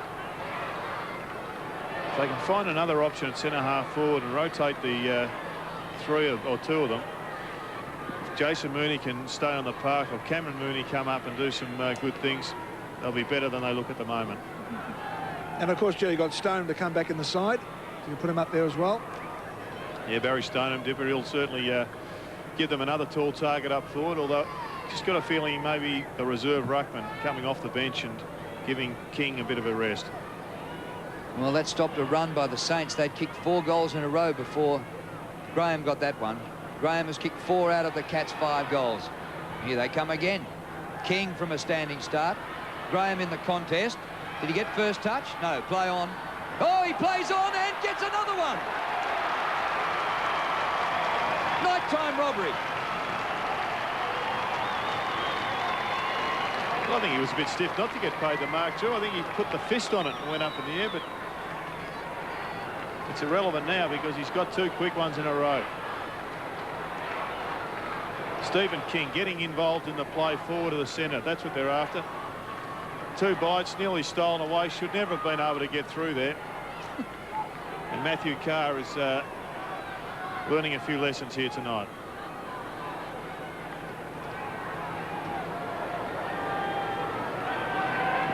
Well, it's Tim Watson's major problem at the moment. Ben Graham with 5 goals, 3 in the Cats score of 6-12. Looks like a blood rule now. Captain Courageous. Just got a bit of a sprinkling of blood on the jumper, and you'd imagine they'd have a couple of spares at on the bench, so he may not even be replaced. They're just going through the bags now, trying to find his jumper.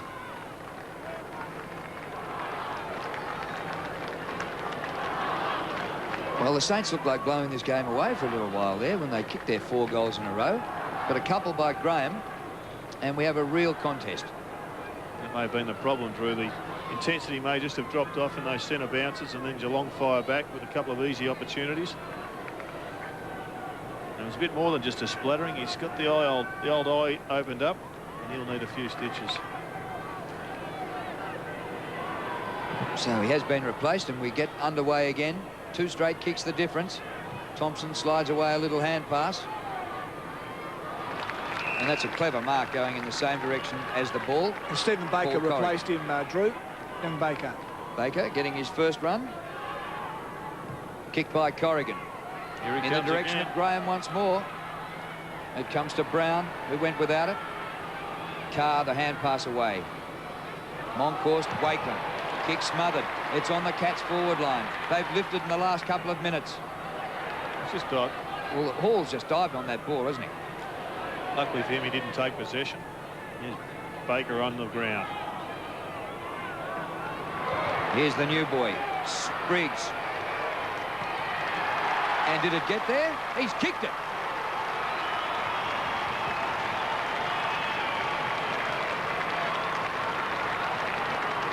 That's David Spriggs with the blonde hair, number 6. He was 19 years old this week from the Paran Dragons, and they've picked him up as part of the deal of Lee Colbert going to the Kangaroos. Well, I've heard a few people criticise this new rule because it's going to count against the in and under player. I would have thought David Spriggs just proved that for anyone wanting to get the ball, there's going to be more opportunities, not less.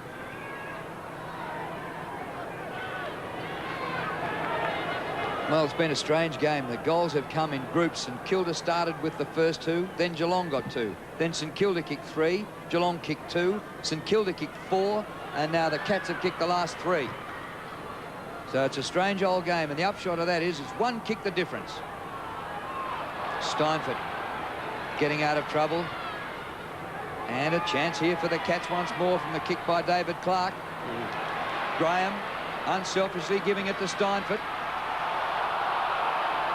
Some attempt at a hand pass. We've all seen that before, but the umpire is actually going to throw it up.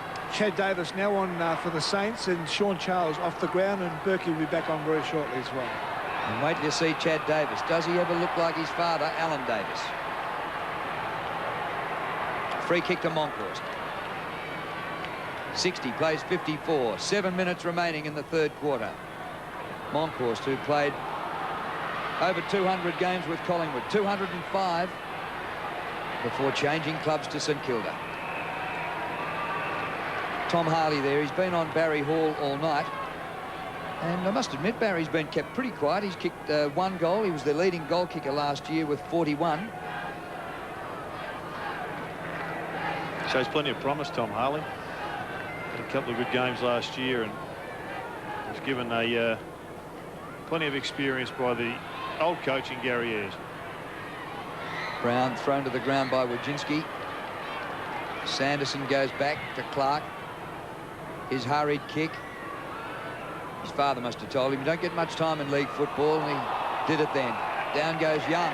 He's holding it, says the umpire. How could he get rid of that? Snell. Bit of a burst going on here by the Cats at the moment. Their next goal could level the scores. Graham in the chop once more. Graham applies the tackle on Monkhorst. But St Kilda eventually get out of it. Kick by Wakeman close to the boundary line and out. It's good old-fashioned defenders kick that one, Dipper. Yeah, not wrong, but he found the line all right. Hello, something going on down here.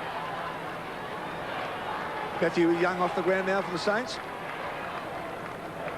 Monkhorst wins the tap. Thompson. Milburn. Did that cleverly to keep the ball in, keep possession for himself. Spriggs waited. Now he applies the shepherd for Corrigan. Corrigan's kicked the full forward. Good defensive punch. Left his man to take the challenge on, and he did it well. Baker getting the ball out for St Kilda. Here's Davis. Does he look like Alan Davis? It's way out to the right-hand side and will go out of bounds in the forward pocket. Now, can you remember Alan Davis, who played just about all over the place, but one of the clubs he did play at was St Kilda, and his son has found his way there. Also played at Essendon too. I used to play against him out there. He bailed me out one day. If you listen, Al, how are you, buddy? Chance for the Saints now. Throw in the forward pocket. Elliott and McGrath. Oh, straight in front of goal for Mitchell. But the whistle had gone before the kick. No goal. You're lucky not to get 50 metres in. Well, there's a big one, big call there from the umpire. He was saying he had hold of the jumper, and looking at that, he was spot on. It's Andrew Coates, the senior umpire.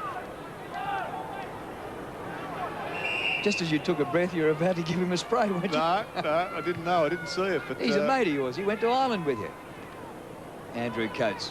He was our umpire in the 2 international series, both home and away. Yeah, but he's still an umpire. Oh, dip. There's Nathan Burke. I'll probably rest him now until 3/4 time, although the runner is going out, so perhaps Burke's straight back on.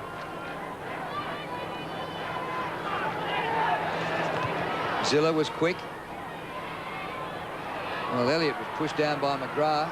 He just gave away a free kick to McGrath, didn't get one back. Whistle just as the ball was being picked up by Walton, and this will be 50. So Elliott's had a bad couple of minutes here with umpire Coates. Well, the 50 against Ben Walton, you'll just see him pick the ball up. If we let this run a little bit further, Ben Walton picks the ball up and then let it go. Kick by Bizzle. Punch by Hodgson. Whistle again, and it's going to be a free kick to St Kilda. That's a fair swap. Monkhorst for Burke. Don't they say that's changing the balance in the side? Monk has effectively done the rucking by himself, so he'll be looking for a bit of a breather. It looks like Barry Hall's gone into the ruck. Well, no, it's Tim Elliott. And it's socket off the ground and gone out of bounds on the full. You're a little bit unlucky there, Tony Delaney. One kick the difference. St Kilda leading by 6 points. Late in the 3rd quarter, 4 minutes remaining to 3/4 time. Corrigan. And the ball's out in between half-back and wing. Leading goal scorer on the ground tonight, would you believe, Ben Graham with 5. And if there are any NFL scouts not getting ready for tomorrow's Super Bowl, you should be having a look at Ben Graham and his kicking. He could complete his career here and still go over there like Bennett did. Yep. In mid-30s and still make millions. 4 or 5 years. He's making millions in AFL by the time he's retired, though. Yeah. What'll the salary cap be by then? The whistle's gone way back off this play and it's coming back towards the 50. These blokes don't know it yet. They've decided to just come to grips with each other. Burke's found some space by himself.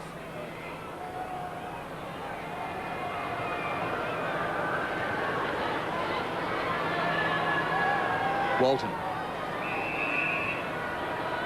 He's 50 metres out from goal.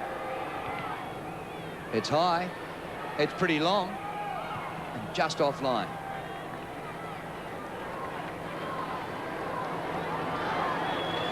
Dipper, you've been to a couple of games now. How does this one rate it for intensity? Start off a bit slow, but starting to pick up now. I expect the last quarter to be a bit harder. I was just their first hit out, and it's not too bad tonight. Bizzle kicks in, and Clark takes the mark. David Clark Jr. sliding the hand pass away to Sanderson. Now with a bit more distance on the kick, up to centre wing. King, a good mark. Plays on quickly, the ruckman. Inside the 50 already. Snell, you're gone in a sandwich. There's some intensity for you. Two Saints players want to tackle. Stephen Baker with the blonde hair. Played a couple of games last year. Came originally from Colac.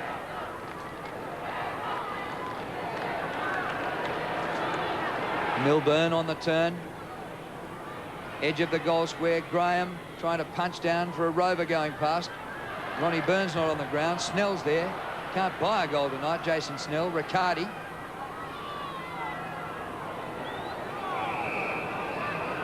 And that will be thrown up. Ball not thrown into the turf during the Ansett Cup. Be thrown in the air by the umpire. Kids saw themselves on the scoreboard. Tony Brown. You wonder what happens to a bloke when he knows that he's been in the discussion for trade deals. It doesn't come off. What happens when you next go to training and you look everybody in the eye and say, gee, nobody wanted me? Well, you say to yourself, gee, Hawley wasn't happy. I'm in a bit of trouble. I better put some decent performances together or the AFL career is over. Sorry, Jerry Hawley wasn't happy with that that low pass which Brownie gave. He wanted up a bit higher. He let him know exactly what he felt. Didn't knock him out, did he? Not quite. Lenny Hayes, lightning hand pass. Elliott. Haven't had any scores for a while after they came in bursts earlier in the quarter. Sanderson slung to the ground. Well done, Wojcinski. And he has got toe off the mark, this kid. The Cats pinched one late in the second quarter, which hurt St Kilda, and they will do it again. Scholl gave it straight away to Burke. Not with handballs like that. He'd probably forgotten that Burke was back on the ground. With the loose man going too here, St Kilda. Oh, look at Brown to Mitchell. Mitchell's kicked a couple in this quarter. And now Davis. Davis to the goal square. Cranage. Oh, should have taken the mark. It bounced off his chest. And it's gone through for a minor score. Sam Cranage, the son of a former Collingwood player, Paul Cranage. Sam's played just 3 games in the last 2 seasons. Well, speaking of Tony Brown, he's had 18 possessions already, Drew, which is a good return for a midfielder. Just sneak forward and kick a few more goals. Well, that is saying to them, hey, I want to be around here, and I'm going to give you value this year. I'm not going to be put in the same position at the end of the season. Corrigan. Scholl delayed the hand pass. That was very clever. Now a chance for Spriggs, the youngster. Well, his legs were going like a flywheel. He's got some toe, too. He has. Ozzie Jones can't keep the ball in. And actually, Spriggs is down hurt. Let's just have a look at the way Nathan Burke picks up this ball. Then goes Spriggs. Just haven't got that on film, but it's been a couple of line ball decisions on this implementation of the new rule. It's going to be a tough one to get exactly right. Smart play from this Ozzie Jones. But it has gone Geelong's way, and it's out in front of goals now. Milburn's got it. Snap for goal by Milburn, and he missed. A behind. Free kick. Yeah, the whistle's gone. It's coming back for a free right in front. With 22 seconds of play remaining. And look at Nathan Burke. And it's a 50, is it? It is, against Berkey, for a bit of a mouth-off there by the skipper. And it'll be a gimme goal here to the Cats. Well, they look to have tried to close that to stop the bleeding just with Vaseline, but he's going to have to get that stitched, I think, if it's bled twice in a couple of minutes. Well, that was a big call by umpire Mark Fussell, the West Australian, making his debut. Burke comes off the ground. He is not happy. Now, you don't see Nathan Burke lose his cool. And if I can lip read correctly, I'm not sure that what he said to the umpire was worth 50. Now, David Mensch to kick this goal, which is an absolute gimme. It'll make it a 2-point game at three-quarter time. Plenty to talk about there.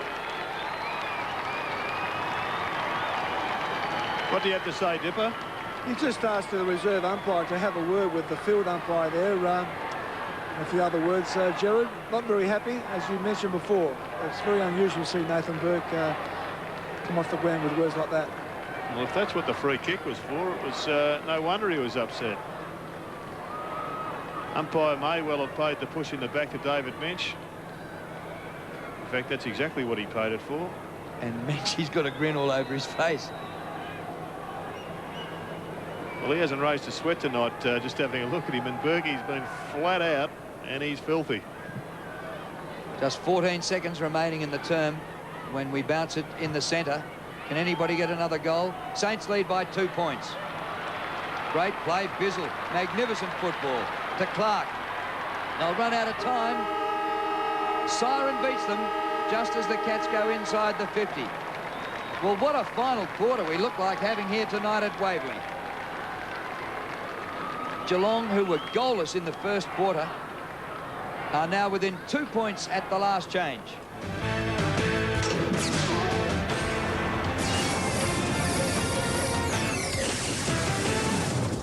There's magic here. Share that magic in a fascinating premiere special. The wind is deafening, the dust blinding, and sand penetrates everything. Discover the mysterious Sahara. Kind of like a window into an ancient dream. Explore its hidden wonders by the sound of bellowing camels and constant surprises. We've been through sandstorms, bandits, minefields, flat tires, breakdowns. Survive the Sahara. Premieres tonight, 7:30 on 7. Restaurant, the casino. What are you doing? On first draw. Well, we won't have to actually back. Why do you think we hired the ledge? Smartest move we ever made.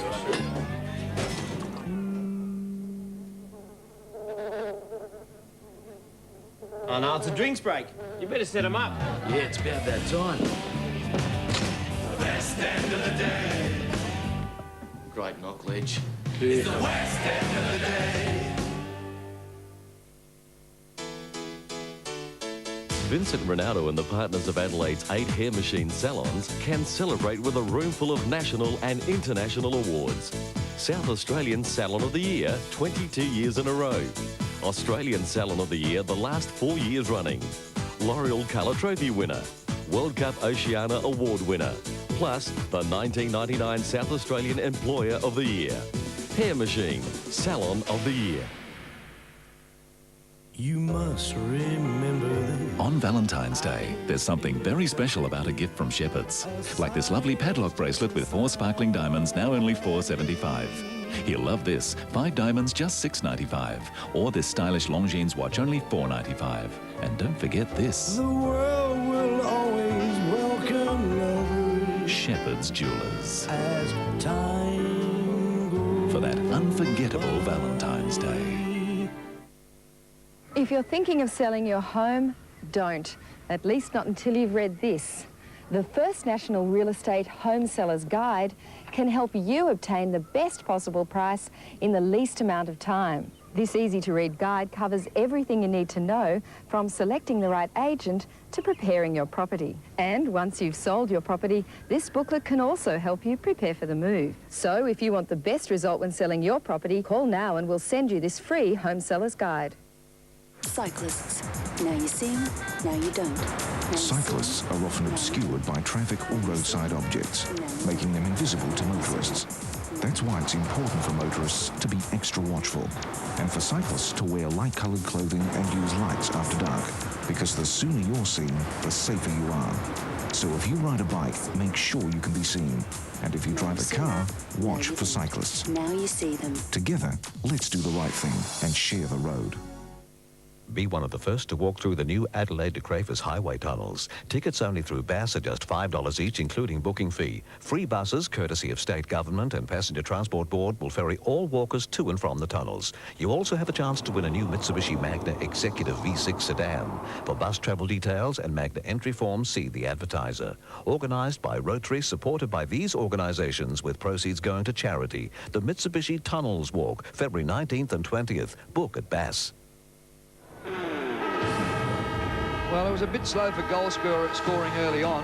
St Kilda 2 goals to nothing in the first quarter, but they've got going now, and in that quarter both teams kicked 4 goals, and the Saints lead 9-8 to 8 goals 12, the margin 2 points. Geelong had led by 1 point at half-time. There hasn't been much in it all night.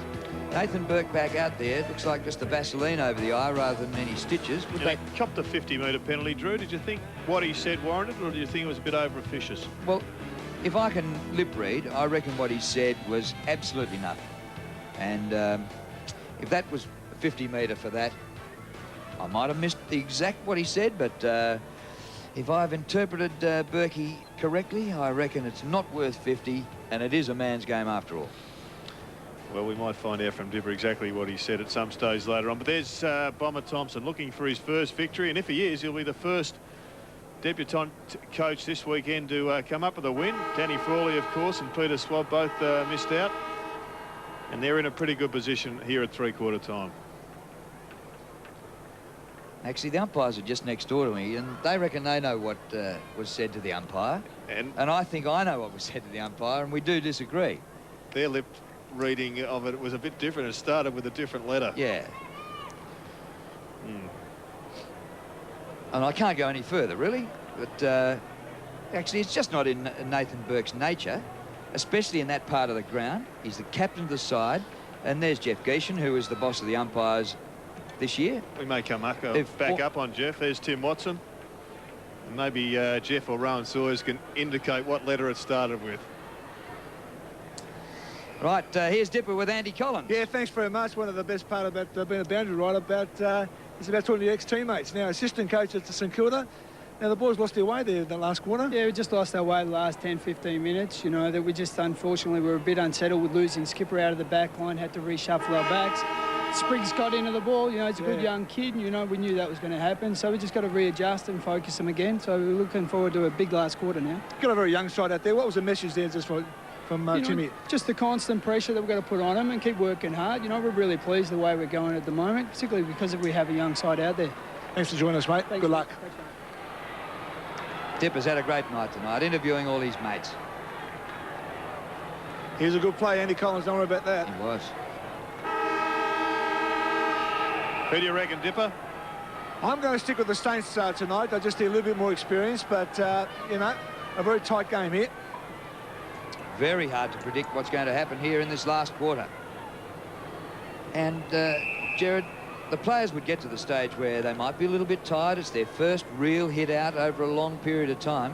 But these are competitive animals, and they'll be just going for it, won't they? Oh, they'll be flat chat now. The last 30 minutes, or the last 17.5 minutes of time played, they'll be knowing that they want to go on. They don't want to be playing fine. They don't want to be playing up in the country or interstate somewhere. They want to be part of the finals of this competition, and the only way to do that is to win these close games. Lots of kids out there too, Drew, which is great, and they're all trying to impress. There's guys like Ozzie Jones trying to rebuild his career. Ball knocked on by Graham. The speedsters are there. Snell, he's got one at last. Almost, it was above the knee, so it's another behind. He can't buy a goal. May well have come off his hand at the same time, I think, Drew. But this was an opportunity. Ben Graham already having an impact. No, she was off the shin. That's a goal, isn't it? Below the knee. I would have thought it was a goal. Golly. Looked very much like a goal to me. Anyway, he wasn't arguing too much because he just reckons, well, there must be a net in between the goalposts here tonight for me. No, that was a bad mistake from the umpire. He was only 3 metres away. That should have been paid for sure. So 1 point the difference. And if the game is decided by less than a goal, it could nearly decide the game. An umpire's decision in the opening minute of the final term.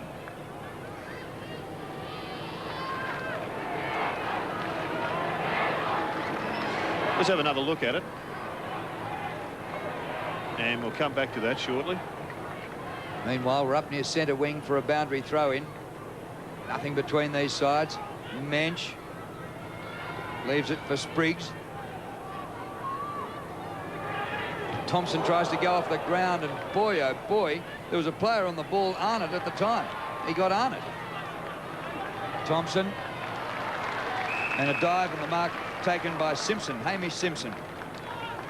Well, one area where the Cats have got to improve is at centre bounce clearances. Just having a look at the stats, they've only got it away 5 times, and the Saints have killed them there with 14.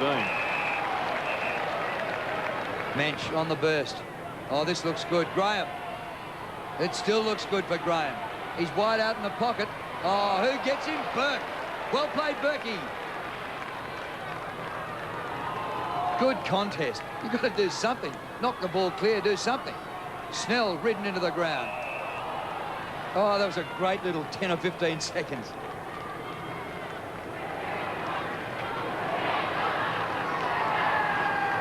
So the umpire will throw it up close to Geelong goal. King goes towards the square. Ooh, could have been dangerous. Carr clears for the Saints. Goes towards the outer side. McLaren. Great kick. Great kick and a classy mark by McLaren. His kick up towards centre wing, over the head of Baker. Sanderson looking to get it to the line. Eventually he does. Deliberate? No, we'll have a throw-in. Well, Bomber Thompson would be wrapped, I would think, with the job of Tom Harley on Barry Hall. Just in a number of times when Hall's led for the ball, Harley's been too quick and been able to take the front position. Mensch and Hudson. Standing start kick, eventually cleared by Ryan, Damien Ryan. And around the boundary line, 27 is Chad Davis. Used to be Luke Beveridge at St Kilda. He's retired. Chad Davis. The Saints have got Tim Elliott in the goal square, and if you compare the likelihood of who's going to kick the goals between Elliott and Ben Graham, you'd be backing the Cats at the moment. So Elliott is, if he can't grab the ball, he's just got to bring the ball to the ground, because that's where he's got plenty of support. Now for the throw-in. Hudson and Mensch again. Thompson. Just not a lot happening at the moment. 1 point the difference. And so we've only had one score in this final quarter. And that score we thought was a goal, but was given a point. Hudson. Davis. And knocked away from Elliott, and the ball out of bounds about 10 or 15 metres around from the behind post. So now St Kilda with a chance. There's Tom Harley, who started his career at Port Adelaide. Good size too, isn't he? I saw his debut. He played on Darren Jarman, kept him quiet all day until the last quarter, and DJ kicked about 5 in the last term. He's done that to a lot better, more experienced players than Tom Harley. Mitchell floats. It's close. I think it's just missed. So St Kilda back to a 2-point lead.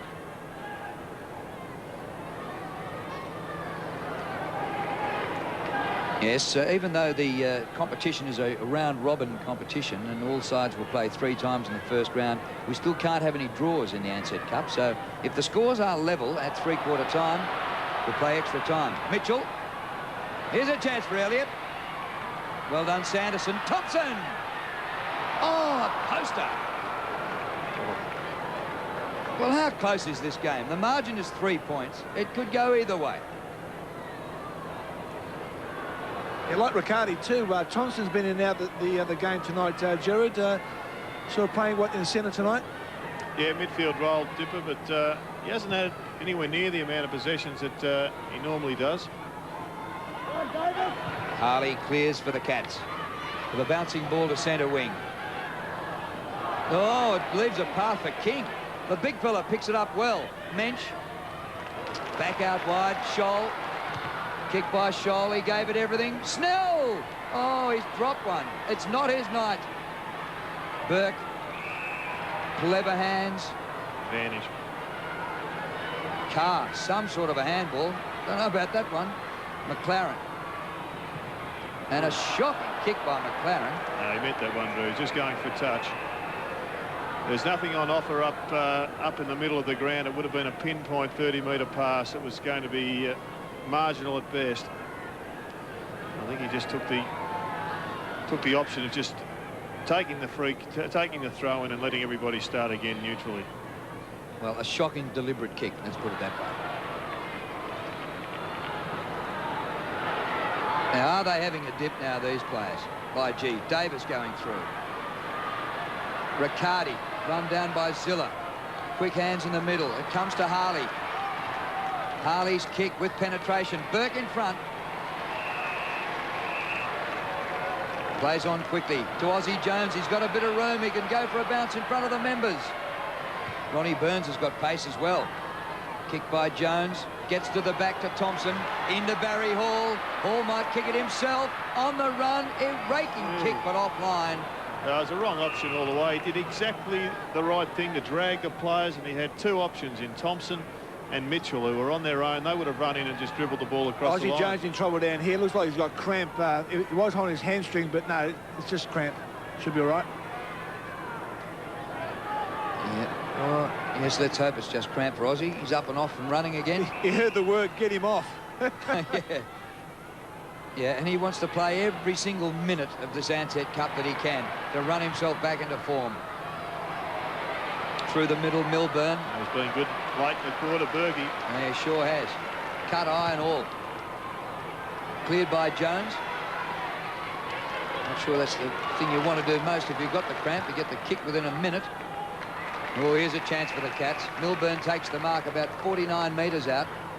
He's got Graham in the goal square on Wakeland.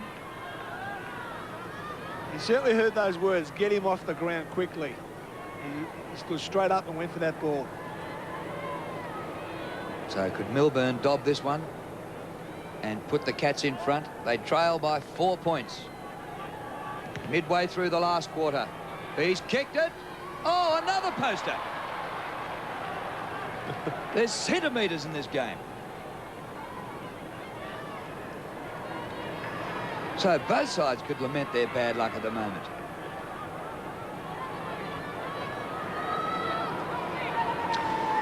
Well, all night the goals have come in bursts, so we're going through a flat spell at the moment. Perhaps the side that can break the nexus will just go on and kick 3 or 4 in a row and have a comfortable win. Some spare players here. Ben Graham by himself. Snell goes in short. Good play. And Houlihan has it well within kicking distance. And we might see a change of lead this time. And Houlihan just replaced Burns off the bench. And Ozzie coming now, Dipper. Yep. Well, Geelong have kicked the last 4 goals, and St Kilda's last goal was at the 11-minute mark in the 3rd quarter. And yet the Saints still lead. Now they don't. Cats in front.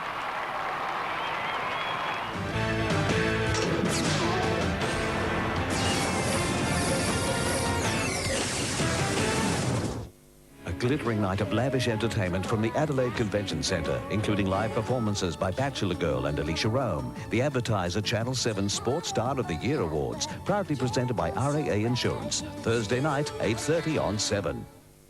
Meet Norm. He has a good head when it comes to fixing cars. That right, Norm? Yeah. But what happens when we talk receipts, payments, inventory, ledgers? Then there's the new twist, the GST. Now, Norm could turn to Cashflow Manager. It's the simplest bookkeeping software ever. Even Norm can get his head around it and leave more time to do what he does best, making money. So call 1300 366 200 now and take Cashflow Manager for a spin. Some people will go to any lengths to find a divine tasting water. You can go directly to the source. Mount Lofty Natural Spring Water. Clearly the best.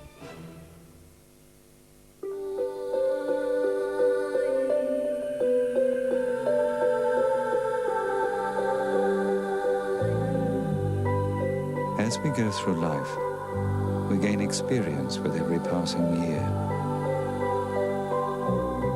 Throughout time, This knowledge has been passed down from generation to generation. And while younger people may carry the human race forward, it's the older people who light the way. So of all the things we ever learn, remember, there's no such thing as old, just older. Authorised by the Commonwealth Government, Canberra. Give yourself a break and get breakfast in a flash at McDonald's.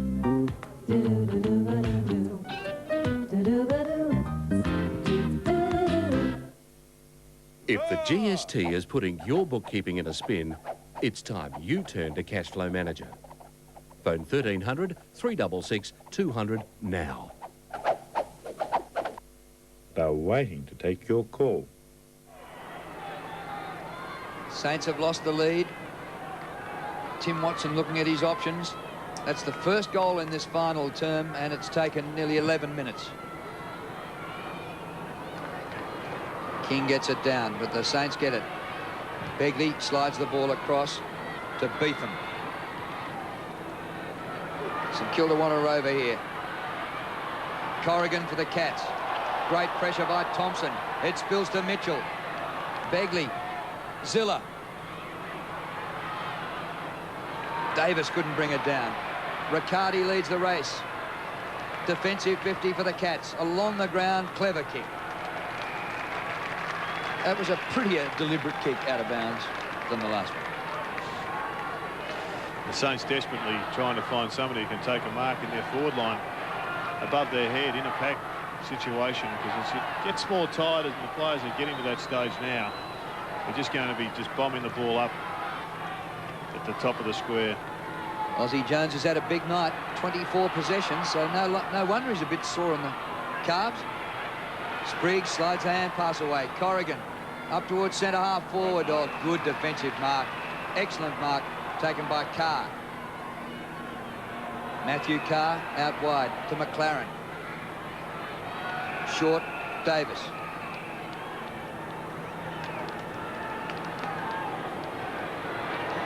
Walton, I think. Kick by Walton. Three Geelong players flying, and St Kilda got the ball through Mitchell. Lenny Hayes, he's out. Ball's in. And now everything's out. Cats by 3 points. Hope you're enjoying the action around Australia on 7 Sport. Been a huge weekend of sport. The tennis from the Melbourne Park was absolutely fantastic. And the start of the Ansett Cup, not only all over Australia, but in New Zealand as well. And are they having a dip now? Going over like 9 pins.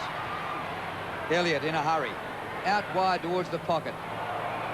It bounced out. That's been a good result in the finish, because the Saints had no one down there.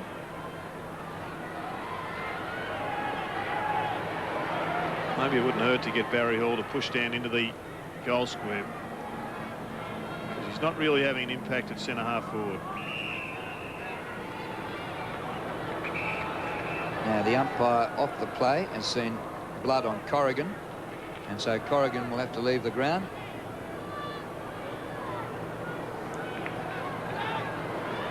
So a little bit of a hold up here.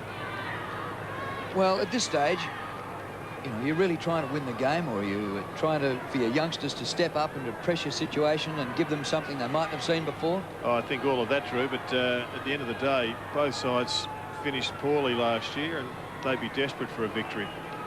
Bomber Thompson, I reckon he wouldn't want a victory tonight in his first outing as a coach. Cats and St Kilda, they've both got everything to play for and everything to win for.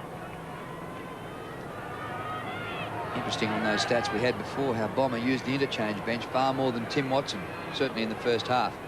Well, he spent a long time with Dennis Pagan, who wears the interchange bench out trying to get an imbalance somewhere. I think he would have picked a lot of his techniques up. Elliott, Lux of Fortune, right in front of goal. Max Hudson. Maxi boy. Well, Max has gone down and taken the mark they needed, but I'm not sure he would have kicked too many goals in his career. Wait a minute, Jared, wait till I get there. Well, he's played just about all his life on the back line, and here he is with a shot from right in front to put St Kilda in front. Max has kicked 1 goal in 63 games in his career. He's got it.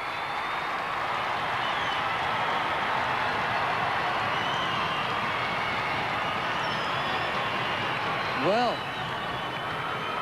another twist to this game, another change in the lead, and the least likely player to kick a goal is Dob one to put the Saints in front. And he's had a few injuries over the last couple of seasons also, Max Hudson. Let's hope he can have another big year, get himself going again. Big centre bounce appearance this one. Both coaches know that it's up to the players now. There'll be not a lot they can do tactically with 7 minutes of play remaining. And Monkey has just given away a cheap free kick, which is not what an experienced player like himself should be doing at this time of a match. Careful what you say to the umpire, Monkey. Remember what happened to Berkey. Ball deep inside the 50. Scholl had a bit of a chance. It comes back to Nathan Burke. Monkey at full tilt. Look out. Oh! Oh, if you don't mind. Monkey, magnificent. Monkey the magnificent. And again, he has not done with yet. Well, it was something to cheer about, but they didn't move the ball very far. And now the umpire will come in and throw it up. But have you ever seen in 200 games Monkey move like that? Confidence, that's what it's all about. But he was let down actually because the player he ended up handballing him to just tapped it forward. That's just not the percentage thing in a high pressure situation like that. You've got to get hold of the ball in your 2 hands.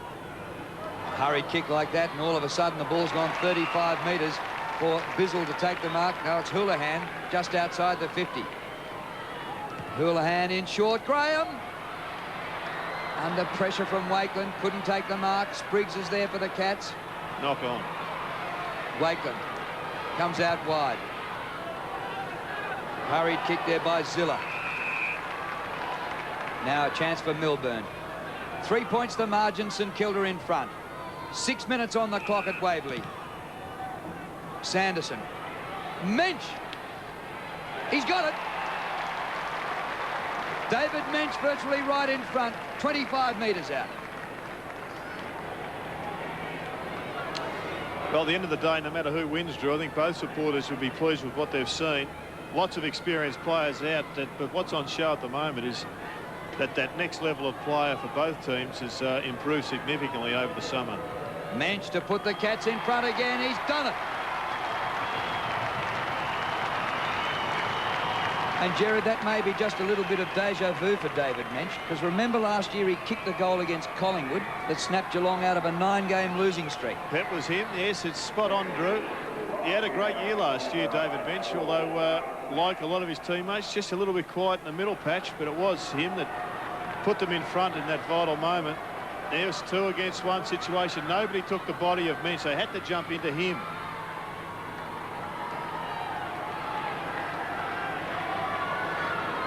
Well, earlier on, the goals were coming in groups of 2, 3 and 4, but now they're one way, then the other. A couple of changes of the lead in the last quarter, and now Geelong lead by 3 points. 5.5 minutes left on the clock. Monkey's got one back. Barishnikov to take the free kick. Stephen King would be saying, well, he's just taking the line and shepherding it out. Tough decision, that one. Up towards the 50. Baker sandwiched out of it, couldn't take the mark. Burke applies a tackle. And the ball was thrown out, says the umpire. Burke's free kick. He wants to take it quickly. The Saints trail by 3. Kicked by Burke. Bit of volleyball going on. Hayes is there. Spills to Milburn. Milburn clears for the Cats. Out to an open wing. He says to the new boy Spriggs, get on your bike, son, get after that. And the ball's out of play.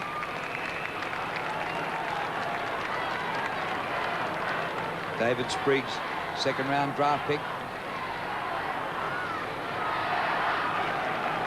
And his endurance was the best at the AFL draft camp, so he can keep going. He started on the bench. Young legs, he should have plenty of run left in him. Bomber Thompson has put Ronnie Burns into the goal square, and he'll be just looking for one kick and one goal from him. Scholl for the Cats, an open centre-half forward area. They dash from everywhere. Burns gets a fingernail to it. Gets the ball back to Clark. Ronnie gets it again. Burns off the left. He's hooked it. Graham. Oh, good spoil by Wakeman. That is really keeping your eye on the ball. Darryl Wakeman's taken the best and the second best mark of the night by a mile, and that was an open-hander to get it away from the full forward. He's taken 8 marks all evening, Drew, which is a big performance. Stephen King's taken 7.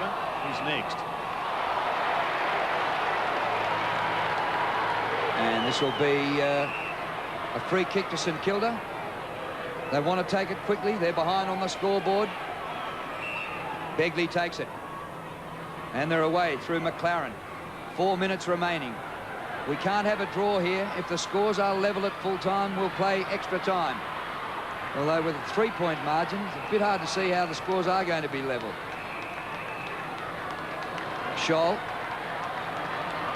Corrigan on now for Geelong, and Riccardi off. In the middle of the ground. Didn't he get a lot of the ball earlier on? He was absolutely fantastic early, was Arnott. Just forward of the centre circle. A mighty kick. Punched down by Moncourse from behind. Davis did well. Wakeland, get after it. They're all leaving it for each other. Elliott, you're in trouble. And the umpire will throw it up. Boy, 3.5 minutes left. Tim Watson in his second season of coaching. Bomber Thompson and his first big match as a coach after doing apprenticeships at the Kangaroos and also Essendon. And the two of them played together in Essendon's '93 premiership side. Mensch has got it. David Mensch to Ronnie Burns in the pocket. It didn't quite carry that far. Ronnie tries to go off the ground. Delaney, who started the game like a rocket. Haven't seen so much of him lately. Into midfield. Wojcinski fumbled it backwards. Pick it up cleanly. Paul is there. Sanderson, look at the desperation. They're not playing for 4 premiership points. It's not even a knockout competition, boys. Gathered by Davis. Offline, out of bounds, no score. We expect the last quarter to have a lot of intensity, and we've certainly got that. And Matthew Young about to come on for the Saints.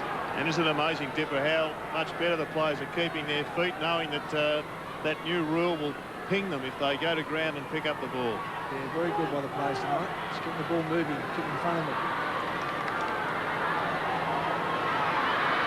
2 goals to 1 in the last quarter by Geelong. Lenny Hayes for St Kilda. He's put the Saints back in front.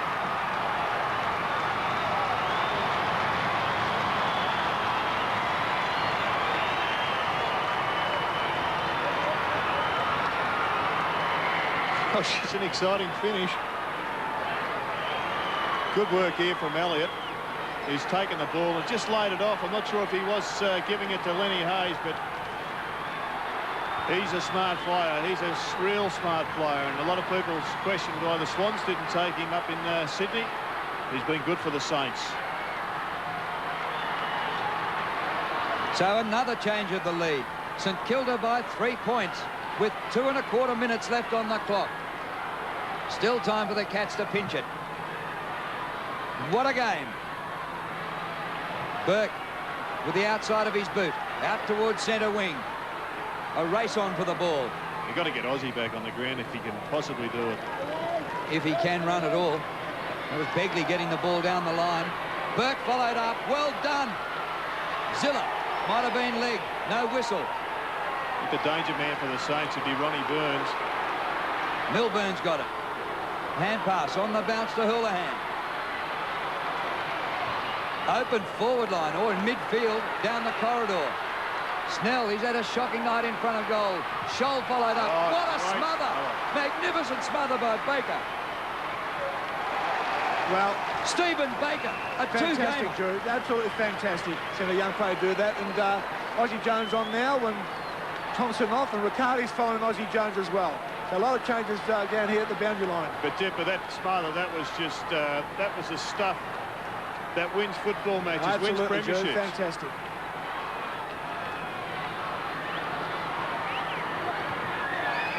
Quickly taken by Minch. Burns palms it to Snell, but Snell can't gather, and the ball's out in the forward pocket. Yeah, two young kids, Spriggs and Baker, on each other. Baker was that kid who just threw himself at the ball. Fantastic.